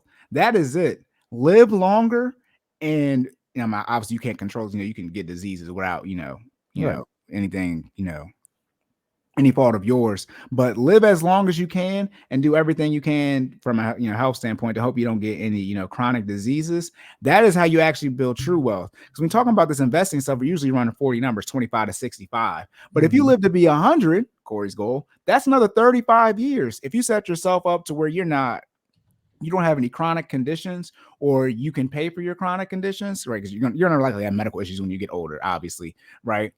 And your children don't have to. That's generational wealth hack. You got to prevent the sandwich generation situation where where children / parents are paying. Someone has to pay for their themselves, their grandparents, and their children. That's called being in the sandwich generation. It's not an actual time period as far as people born, but that's what that's called. It's roughly like, in the 30s, 50s range, where you're taking care of yourself, your parents, and your children financially. It's like, that's what you really need to do. But if you're gonna get up out of here at 70, right? You know what I mean? That you put your compound interest window from 18 to 70, so at 52 years, okay? Versus you can add another 30 if you live to be 100, right? I'm just for easy math. But it's just like average life expectancy in the U.S. Just Google 78.79, 78.79 years. Yep, 80 years. You got to at least make it to that point, right? At least. All right. And obviously, people die tragically, et cetera. But it's like a lot, and that's the thing too. And just think, if you can, financially speaking, you cannot invest and be 65, and then if you live to be 100, you still got 35 years. Yeah, that's true. And if you start at 25, right, 25 to 100, that's 75 years. We don't run the compound interest on 75 years because we already know it's a lot. I don't know those numbers. It's a whole bunch. Okay, so it's a whole bunch of money. As long even that's the thing. Even if the way compound interest work, even if you don't invest a lot, if you do $100 at 75 years, it's going to be a whole bunch of money. You know what I mean? I'm gonna pull it up real quick as I wrap up. But yeah, so millennials can have multiple children. The question is obviously how many do you want to have? But can you have 2 kids? Yeah, you just gotta put yourself in the position to where you can actually do that. I think one of the main issues is that when people figure out what they can do to reach the success that they want to have, they're not willing to put in the work for it. Oh. No, I mean that's hold on, Corey. You ain't just gonna look. You dropped some knowledge right there. Go ahead and run it back one more time. Yeah, when people find out what they need to do to get what they want, now somebody else tells them what they want, they're still not putting in the work. I said, like, Pokemon. I think I said this on here, but Pokemon, you had a little guru that cheats your starter, some crazy super move. If there was some guru out here that ship you out a list, you say you want this in life, not nobody else, you, and it's 10 things. You do these 10 things, you get it like a video game. Y'all still wouldn't do it. Yeah. Hell, y'all walk up a flight of stairs and can't breathe, and then like, damn, if y'all walk around the block, then y'all got all these excuses. I'll give you the look. I mean, like, no disrespect for people who are struggling financially, but people in poverty can still be in shape. Exercising is 100% free. It is. Cardio is walking and running. If you can't run, and you walk until you can run. Push-ups, sit-ups, and squats. Wall sits. Done. And if you can't walk, you can arm bike. Okay. You work out in jail. They work out in jail. 23-1. They work out in that box. That's what I'm saying. Like, at some point in time, and this is why I say y'all be lying too much, and people get mad when I say you're lying. But when you're intentionally saying things that aren't true and try to make me look stupid, it's like, bro, I don't got time for the excuses. Shout out to the no excuses segment that I make sure I note it down for us to yell at y'all about stuff. Right. But yeah, because as y'all can imagine, financially, I can usually. Obviously, please don't come to me with no money and a whole bunch of debt. But most people aren't in those are extreme situations, and they're usually very extreme. It's your debt is 4 to 5 times excluding the mortgage. Okay, but most people are in a situation where they can figure it out in under 5 years, whether or not they are willing to do what needs to be done. That's not on me. Like that's not part of this question, because I can tell you what to do to not get the result. You know what I mean? Like, yeah. It's like, 1 + 1 does equal 2, and we're trying to get to 3, by the way. So we need a little bit extra. we need a little bit extra here, because I definitely just got to take this small segue into just the fitness side real quick. People act like it's really complicated to hit your goal. It's not. Like Corey said, if I tell you exactly what to do and you still don't do it, listen, I'm gonna level with you. If you check in with me, what do? We talk about your goals. You give me your feedback. We reassess those goals and make sure they're achievable. And we set milestones to hit that goal. If we lay out the plan for you to do what you need to do to hit that goal, It's math. People don't really realize like weight loss or weight gain is math. The numbers, they do what they're supposed to do. There's 3,500 calories in a pound. That's how that works. You know what I mean? You want to lose weight, you burn 3,500 calories at least a week. That's 1 pound right there. How you do that, whether you combine that with diet and exercise, however you want to do that is up to you. But it's not magic. It's math. You know what I mean? You got to put in the work.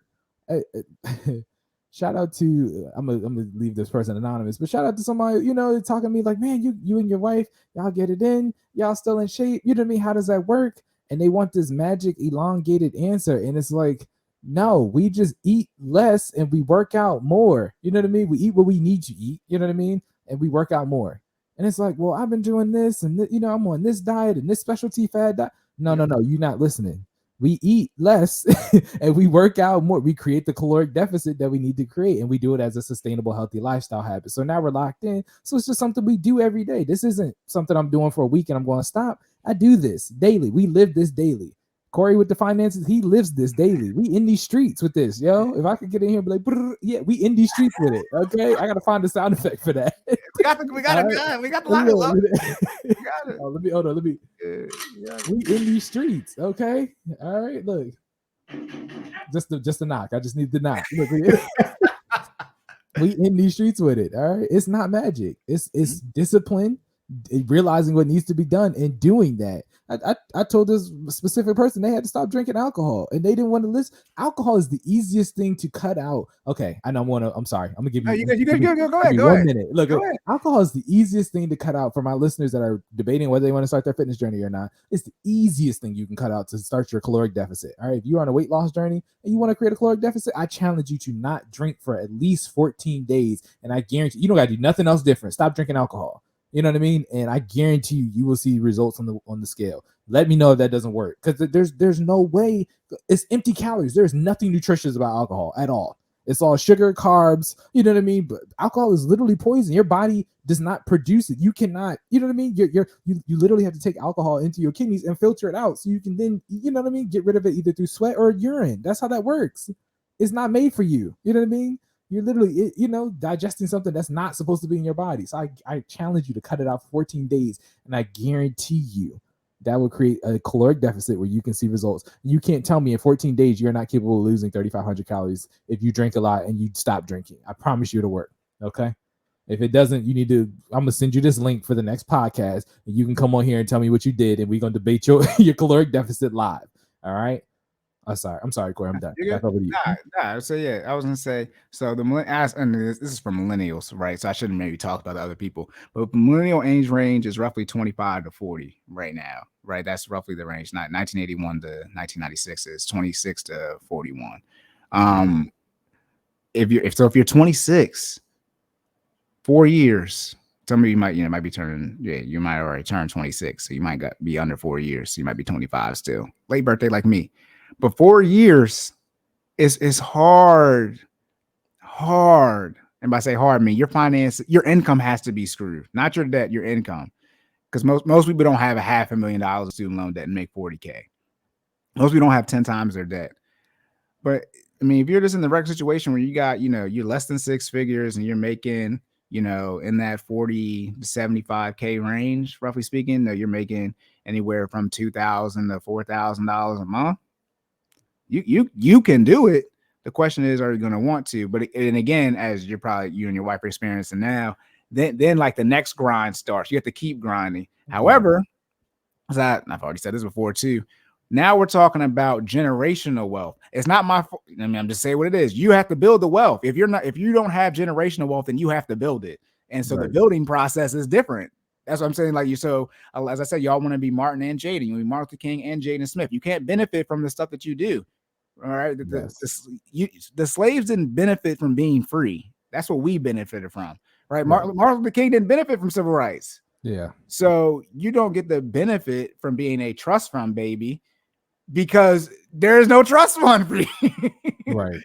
So to what is required to create those type of things, or let's just say the basic one most people want to do is pay for college.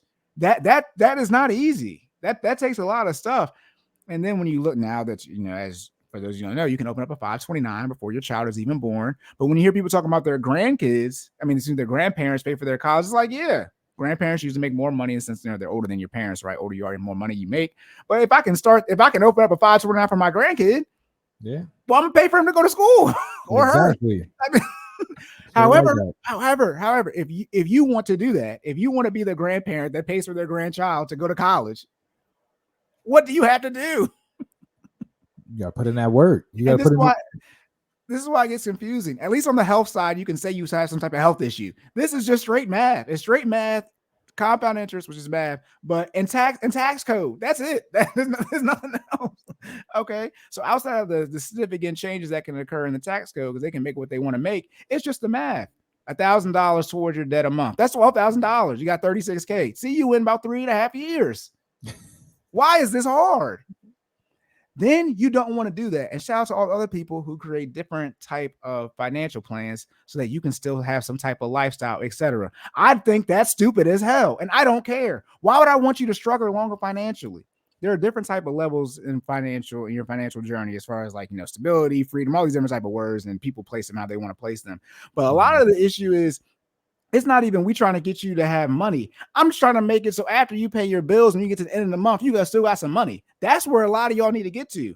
Get out of living paycheck to paycheck. That's the issue. Once you get from paycheck to paycheck, you can actually make some progress. But most people cannot get out of paycheck to paycheck. They don't even want to do that. And I'm not talking about investing. Say nothing. I'm just talking about to make sure you have some cash flow on day 30 or 20, 28, 29, 30, 31.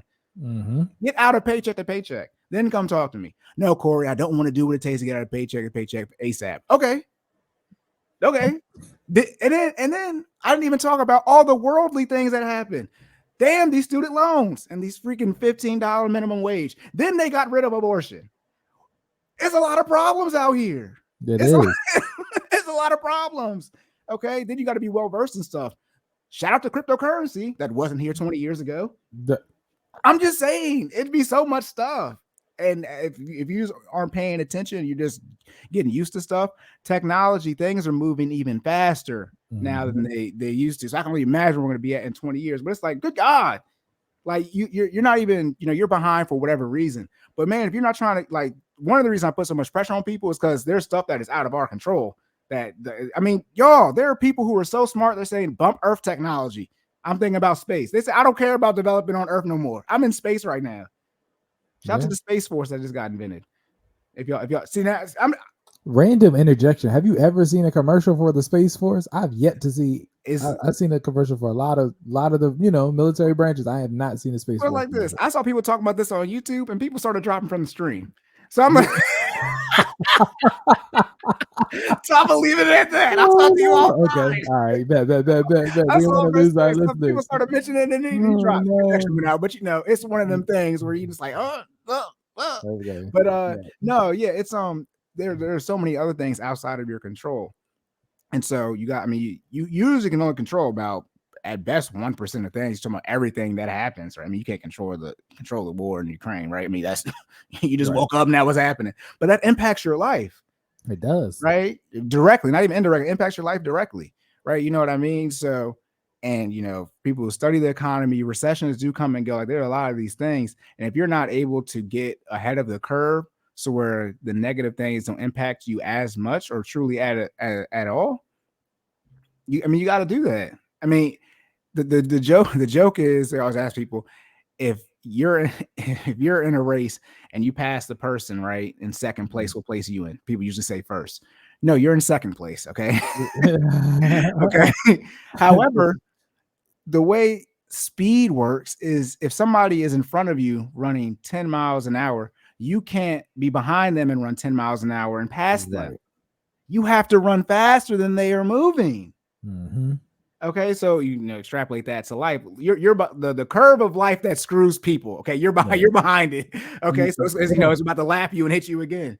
They don't know how to do that math, Corey. They skipped the two trains questions in math. Two trains are traveling to a point. They skip that part, so they don't get it. They not track it. Yeah, and I think it was intellectual arrogance. I know we're good at math, so I don't care. Okay, it's not my fault. I can do that type of stuff quickly, but it's like you got to move faster than the negative things that are trying to keep up with you, and they're not trying to keep up with you. They are, but knock you off. That's the one thing the world people talk about. They don't complain about inflation. It's like they so far ahead of the inflation curve. That's why I say you don't prepare for inflation during inflation. They already had a bit. Or how about this? They are making use of inflation because they know the economy goes down, things get cheaper, right? Yep. And then they can buy it up more. They actually use them to their advantage. That's what I'm talking about was, good or evil. Shout out to Frieza. That's why I was like, Yeah. I mean, I get you. yeah, but it's like, yeah, it's relative to your situation, right? Look at hey. And so, and that's why, again, shout out to us, Finance and Fitness, why we do the fitness stuff, because it's how much money should you have, right? Capital. The health cannot be a discussion. Yeah. Have y'all had chronic issues? Have you to my knowledge, cancer is not the move. Well, no, I'm like, it's not the move. It's not at all. Diabetes, getting amputations. I mean, wheelchair. I mean, like those aren't. I mean, those are options, but it's like y'all don't even do what you can to avoid those. It's crazy. People be out here living life like they get more than one body. No, this is it. It's a one and you know how you play Mario, you get no, there are no extra lives. This is it. Your character falls off the screen. Look, it's up to you what you believe happens next. I mean, I think I'm going to heaven, but if that's not what you believe, well, whatever you think the end result is, it's on you. You know what I'm saying? But one and done. Yeah. That's why we do the fitness first. If y'all aren't gonna do what Jordan's saying, then it's like, what? It don't matter what I'm saying. So yes, to wrap up, because by the way, y'all, we doing the late live stream. It's 10:58 p.m. on a freaking Tuesday. We act like we about to go another hour or something. Right. We feeling good right now. Yeah. But to wrap up though, is it realistic for millennials to have more than one kid? Yes, it is realistic. I think the plan, when they see the plan, they don't believe the plan is realistic. I mean, I see, as you can imagine, what I see on the financial side, the pushback, but it's like, dang. And it's one thing too. It's like, well, we some years in. One of the reasons I'm able to tell you all the time, because we already did the time. Like we're not 5 years in yet. We're going up on 5 years. But I started 2018. Jordan's more 2019. Mm-hmm. Hey, I'm just saying. But the work that's been accomplished in that time has already been, great, astronomical. Yeah. You know what I mean? Yeah. We're out here. And then so from the kid standpoint, when I was talking about, your parents pay for college and stuff. I mean, you already have the house. And I have my house down payment saved. I'll probably start looking at that in the next year or so. But if you paid off $100K in debt plus the house down payment, you see what I'm saying? Right. So you have already shown that you can lock in and create $150K. But so where do you want to invest it at? Some and some of it went towards that, right? And some most as much as we could do. Look at it.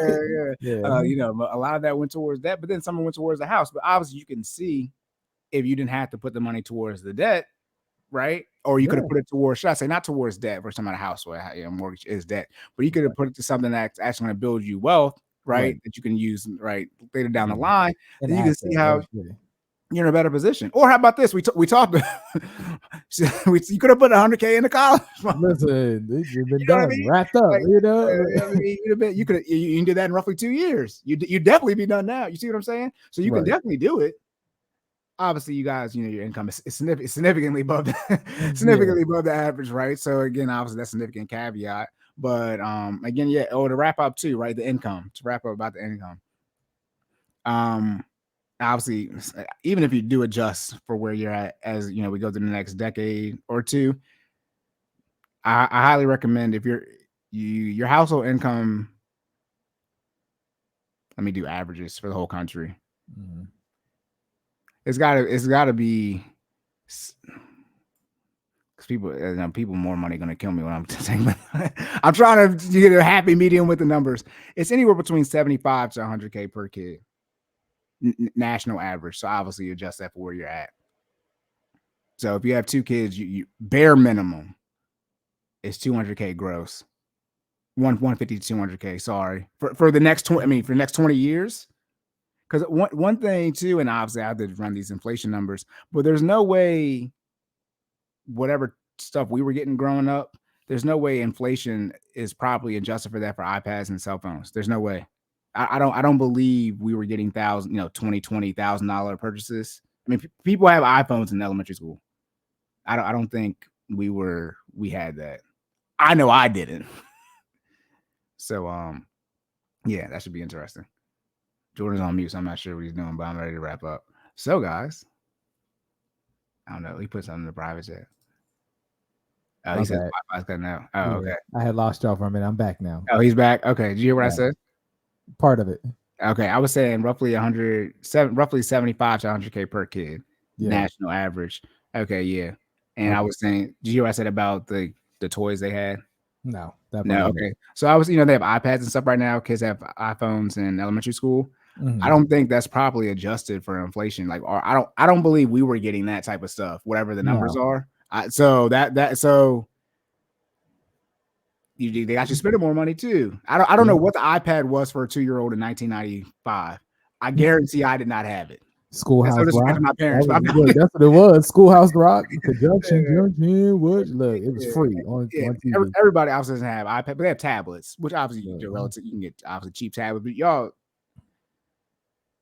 they have iPhones in elementary school. All the iPhones cost the same.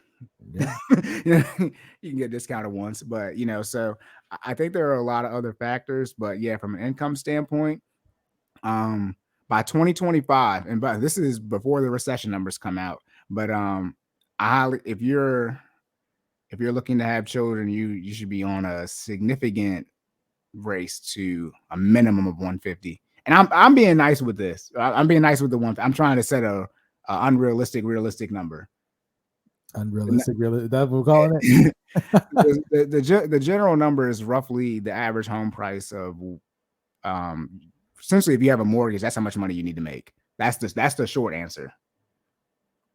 And that, by the way, that is the, that's the short answer, but like it adjusts for all this. That is the answer. If you live in LA, shout out to Sunset Hills on Netflix, no copyright, fair use. But the houses cost, if you live in LA, you need to. Yeah, you got to make LA money. People make 200, 300, 400, 500 LA, and they barely getting by because that's not how much you can't. The average home price in California is on pace to be over like $800,000, $900,000 in a couple of years. And obviously that's $1 million, which is okay. Okay, we just did 2 hours. All right, that's it. Lock and loaded. All right, we're gonna do the wrap up real quick. Jordan, recap. Training or working out? What is the difference, and which one is better? So working out, we're gonna go through it real quick. Working out is. Sorry, I just had a mind blank. Working out is exercise or activity with the intent to maintain overall health. Training is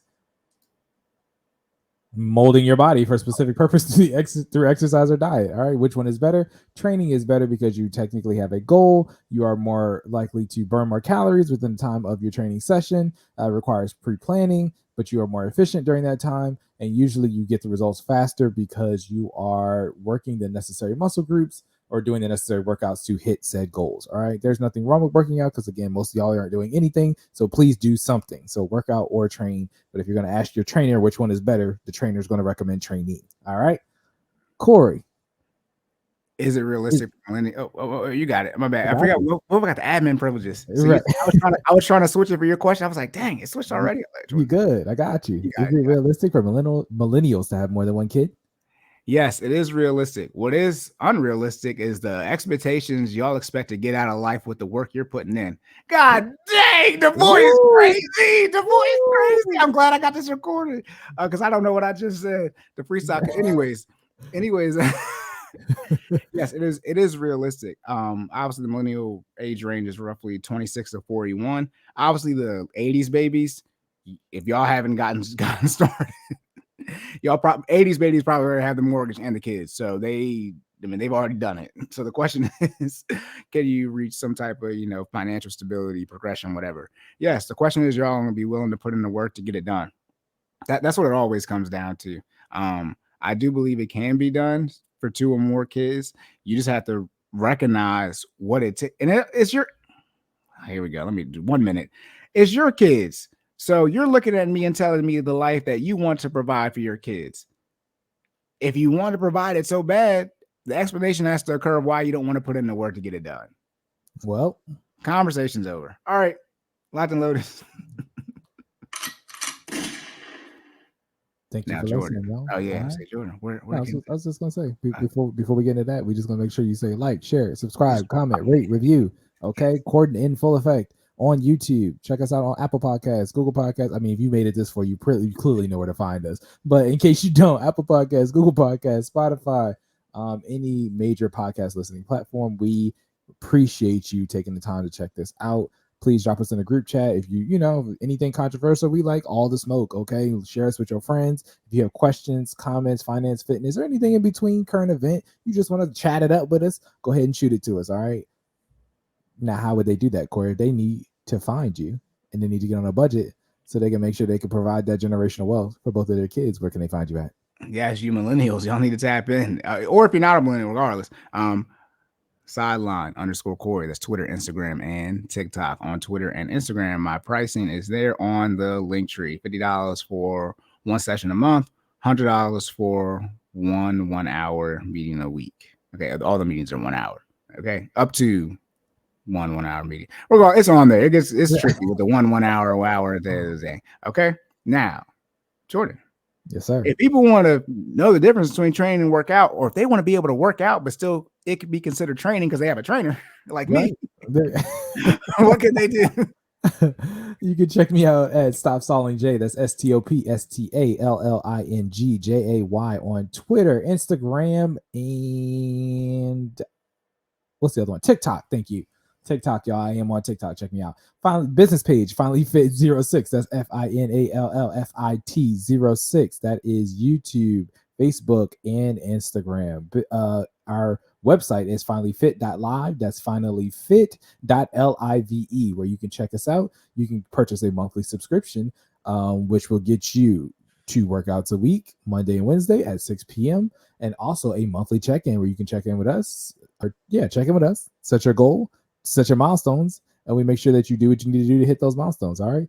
For those who would like to travel to the Harford County area and work out with me in person, actually, we're not even going to post that right now because I'm be honest, with Little Man on the way, that the current in-person sessions are locked in. If you are currently not receiving those services, we will not be offering those, at least for the moment. All right. I'm sorry. At least the time of this airing. Yeah, we gotta keep what I got, but I'm not taking anything new. I apologize, but family first. All right. Unless you are coming with a significant bag, then all the customers must go. No, Jordan is able to pay for it. They need to compensate. Compensate. But yeah, for those who if you are still interested, like Corey said, and you do got that bag, you can check us out. I do 3 in-person sessions for $100. That's 3 in-person sessions on a weekly basis for they're an hour each, or you can do a one-on-one session for $40. All right. Prices are subject to change once my son gets here because my time is worth significantly more. All right. So you better lock in now because he on the way. All right. I was gonna say, so Jordan might got one more episode. Yeah. I mean, okay, not permanently. Yeah, I would be very clear. I will be here when I can. I'm going to try my best to be here as consistent as possible. But for those who already know, fatherhood seems like it's going to hold, whatever it's going to hold, and time management will be of the utmost importance. So I'm going to do what I can do. That and sleep. So right. And so for those of y'all wondering, what are y'all going to? I don't know if we said this. So we won't be releasing on Mondays when Jordan isn't here because obviously Jordan will be gone for a period of time.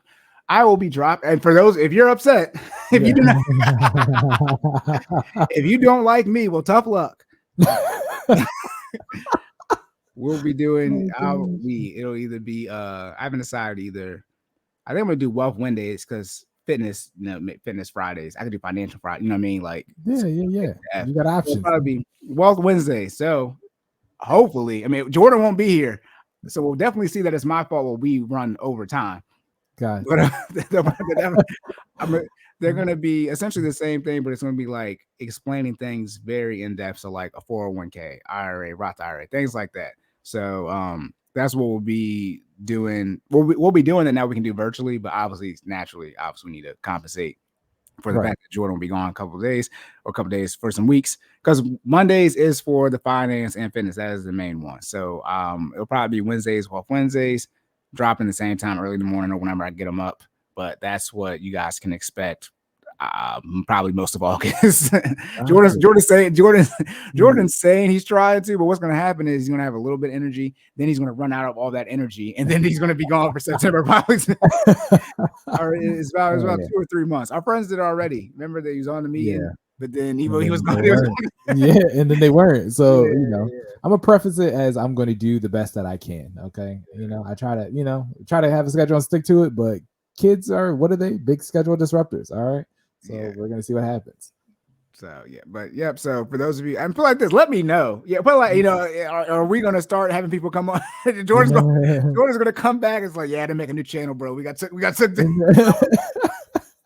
Corey's court got wild, but Oh, man. yeah, we're definitely working on expanding. But as you can imagine, significant life changes have occurred, so we have been having to deal with that with just the two of us. But as stuff gets more stable, things will start ramping up around here. Yes, sir. All right. Do you have anything else, bro? I was gonna say also might be an opportunity. I mean, it's completely up to you, but you know, bring those guests on. We'll start. I know we've been saying that for a minute, but we, you know, might have the opportunity. You know, with me absent, you got room that, you know, this square right here will be gone, so you can fill it with a guest of choice. I think we can add like 8 people. we can add a whole bunch of people on here. We can have a whole panel. But yeah, that's gonna be. I probably won't do it on Mondays. Like I said, Monday is our day. Probably change it to another day on top of that. Gotcha. But it'll be but like this. You'll you'll find out whenever I do it. Right. Look. Thank you, partner. Yeah. Oh my goodness. But yeah. We got stuff on the way for y'all. So probably should start reaching out to those guests now that they can just join. But, all right. Do you have anything else? Right. You good to go? Yep. All right, y'all. So remember to save more and say less. Oh snap! He got the strap. Look, I had to. You know, let it go again. Let it go again. Oh, all right. So for those, I don't have the soundboard. Look, I don't got the soundboard no more. So once I get one, I won't be having to tell Jordan to press the button. We're gonna get you right. We can get you right. We're gonna put that on the to-do list. Yeah, but all right, y'all. So remember to save more and say less, and keep making better your best. And we will catch y'all in the next one.